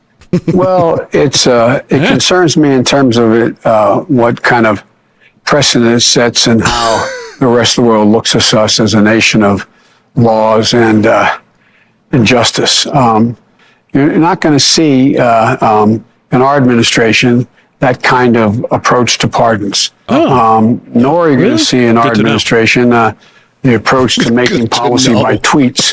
It's just going to be a totally different way in which we approach the justice system. Sure. Totally different. Listen, we approach it totally different. I'm glad he cleared that up because it's not true. It's all about clarity. Because Trump was talking about it, we actually went ahead and did it. And we go back a full decade. Yeah, we're going to go back to 2014. And forever. This is a whole new approach that no one's ever seen. Don't you worry about the way we're going to do it here. We got a whole new approach. We're really going to screw the public. Right. Let's take a further look down my memory lane. Let's remember this one. Have you ever heard of somebody getting a preemptive pardon who was innocent of all crime? Who's just an innocent person? Have you ever heard of that? Just somebody getting a blanket pardon and they're an innocent person? But no, it's the president's own family. It's people that have been covering up for the president in addition to his own family. Is there an innocent explanation for someone to seek preemptive pardons for family members? They're like Muppets. Would you do that if you knew you were innocent and just worried about outside forces? That's Sam the Eagle on the way. The answer to that is going to be no.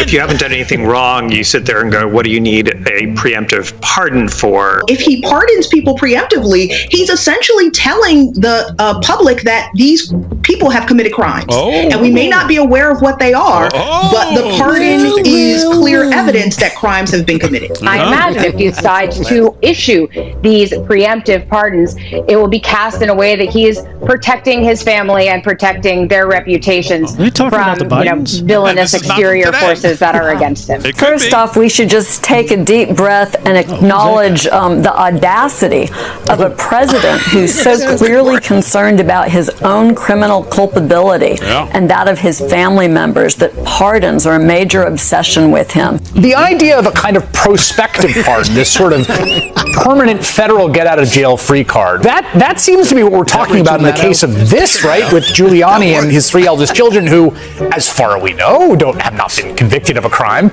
Maybe they've committed a lot, and they don't want to face action. I don't know. It's weird. I wouldn't ask for a pardon. I don't think I deserve one because I don't think I've done anything criminal. But, like, where does that come from, that concept that you can just kind of wave your magic pardon wand? We have Tish James. We have Xavier Becerra. Mimi Roca is literally my DA in my town. There will be opportunities to prosecute these people regardless if they abuse the pardon power as they are thinking. Yeah. Hopefully, Ellie, there will be a skyfall on this entire crime family, and there will be another day for them to die. The president does indeed pardon, let's say, Rudy Giuliani or any members of his family. Would you see that, and I asked Preet Bharara this question, as essentially an admission of guilt? I certainly would view it that way. I think millions of Americans would view it that way. If there was no belief in criminality, why would he think a pardon was necessary? CNN has learned President Biden will pardon his son Hunter Biden. Holy shit! Wow, what a trip down old memory lane that was. Boy, how the tables all turned, aren't they? Yeah. If you had to do a business deal with Schiff or Mayorkas, who would you trust less? Oh my goodness. That's a trick question. Oh my God, I'd throw myself out of a 10-story window in Russia. Be safe. Get pushed out. Don't worry. I mean, is that unbelievable though? I love. And the same people today just not a word. That's why nobody trusts the media. I mean, this is the perfect example. By the way, everybody in the country should be seeing those clips. We have to spread the word on those things. It's because it just shows the hypocrisy of everything. And that's the great thing about the new media, is that the old media, the mainstream media, is dead, and people can find those clips. Yeah. They're finding them on X. They're finding them on Truth Social. They're finding them everywhere, which is why I think you've seen such a sentiment change. The Nellies of the world saying, you know what? Yeah, do your research. People all of a sudden going, my eyes I've been opened. Too bad Rumble's entire platform is so poorly built, right? But they have revived and resuscitated so many great documentaries about how criminal so much has gone on in the last 50 years, 70 years of this country. YouTube wiped them all out. Right. Really interesting stuff. And don't forget, it's not only the mainstream media, but it's your elected officials like one Chuck Schumer, cut number 2. Remember what he said on preemptive pardons. Oh, boy. The president seems intent on filling each of his remaining days in office with petulance, grievance, self-interest. The president's reportedly asking his staff about whether he can whether he can issue. President's reportedly asking his staff whether he can issue preemptive pardons for himself, his family members, Rudy Giuliani. There's a simple answer. No. No, Mr. President. That would be a gross abuse of the presidential pardon authority. Would it be? Slide your glasses down further. That's interesting there. Wow. Chuck. Wow. That is beautiful. I'd love to see, they have to interview Chuck and just ask him the question. And play that clip as they're leading to him. And they should all be asked the question of course and they play should. the clip. Yeah, of course they should. Yeah. How about Fauci going back to 2014? If you're going to pardon Fauci for Biden, you don't even pardon him from just COVID. He went back to 2014. Yeah. Now, why would he do that? Gain of function. Gain of function. Guess what year gain of function started? 2014. We were swindled. Not There's only no way around hoodwinked. Not only did he pardon the J6ers, the committee, the Salem witch trial committee. Yeah. He pardoned all their staffers. Yeah. Oh, wow. I didn't realize that. Oh, yes. The staffers who actually are the ones who actually commit the crimes, do the work, and then give it to the performer to go out and perform. Mm-hmm. But they're the ones who actually do the work. The staffers are the ones. Why would you have to pardon the staffers if not such crimes were being committed? I'll tell you what, because they know if they go after the low fish, they're going to flip on them. Yeah. I mean, this is a giant cover-up. To me, getting rid of all that evidence, I mean, it's illegal, by the way. It's so illegal. Can you imagine if regular Joe did that? Yeah. It's been 20 years in That's jail. the problem here. The regular Joe in this country can't get away with anything, gets filleted for doing nothing half the time. And here are these people, getting off the hook, taking millions, lying to us. I mean, making us wear masks and getting vaccines and getting all sorts of things that we were lied to about. Maybe even created the virus themselves. Oh, yeah. Right? I mean, there's ample evidence of that. President Trump enacts a 90-day pause on U.S. foreign aid. The order requires all aid to, quote, align with American interests, end quote, and not run antithetical to American values. Each aid program will now have to be reviewed. I love that. Love that one, too. You mean we're not going to be funding all the Middle East countries that hate us anymore? Weaving, in Cambodia. Okay, we need that. Like what does Ron Paul always said, right? The foreign aid is always, the American taxpayer sending money to rich people in poor countries. That ends up coming back to the politicians here in the States to support their interests. And I'm sure the Obama-created terrorist machine in the Middle East isn't going to be happy about that. Or Iran. Victor Davis Hanson, Biden's hypocritical parting shot at oligarchs should be filed with his 11th hour crazy pardons. His final lies about pardoning his son and the bizarre edict that unconstitutionally, as some dictator, he could pass a 28th Amendment by fiat. All the sad end of a sadder presidency. Exactly. Paul, did you know that? We passed the 30th Amendment? Did you guys know, Vin, you weren't a part of history either. On Friday night, we passed the 30th Amendment here on the show. I heard all you heard. By ourselves. Oh, yeah, it was a shoo-in. Yeah, and it's been ratified in not only all 50 states, but some other countries as well. Greenland, Canada. Yes, they've all ratified it. Time to go back to Trembling Hills. So the CFA is in full effect, and I want to thank everybody for a historic Friday night that was. So, speaking of that, have you partaken the 30th Amendment tonight at all in the bathroom? No. Yes, I did earlier today. Oh, okay, good. So it was nice. It was very warming, very comforting. And it's nice to know that I have that freedom now. Yes, you do. Any other, give me a quick update in sports before we wrap here. All right, Big D. Well, Ohio State right now, full command, 31-7, 7:47 to go in the third. That was easy. Odds makers knew they were on to something. 8.5 was ridiculous. I mean, that line looked so much. It was they're giving you the winner. Yeah, Quinshawn Judkins, 2 touchdowns and 88 yards rushing. So me and you were on that, right? We were both on that. Yep. Yeah, Chip and Aaron, they were on Notre Dame tonight. So it was more like the Fighting Amish. Everybody was on. How could you not be? How could you not be? 8.5? How could you not be on Notre Dame tonight? The Fighting Amish. Come on, that was just a terrible game. Terrible result there, Big D. And Riley Gaines hails Donald Trump as true champion for women due to emerging transgender sports policies. Now, first thing he did when he got in there was to sign that bill about the transgenders. Anything else in the news, Delgado? Elon Musk, cut number 4. He's very happy when he heard Donald Trump say, they're going to Mars. We're going to Mars, cut 4. This is a great Let's go. That's it. I love the He's going to Mars.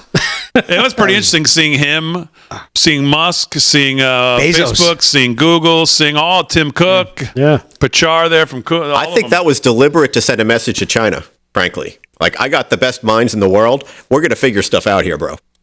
I think that was a shot across the bow. Paulie Nolan, Vinnie Mac, Rick Delgado, Slick Rick, Aaron, Friend. Great job, everybody. Everybody at Real America's Voice. Thanks. Amanda Head, great job. John Solomon, the great John Solomon. Always awesome to have him on. Most of all, thank you live from Studio 6B audience. It's been a long 4 years. A lot of shows, a lot of talk, a lot of arguing, a lot of debates. But it gets us all to the same ending, which happened today. President Donald Trump returns to the White House, 47th President of the United States. It's going to be a good 4 years, everybody. Day 2 of the Trump presidency tomorrow. We'll be back 8 p.m. live from Studio 6B.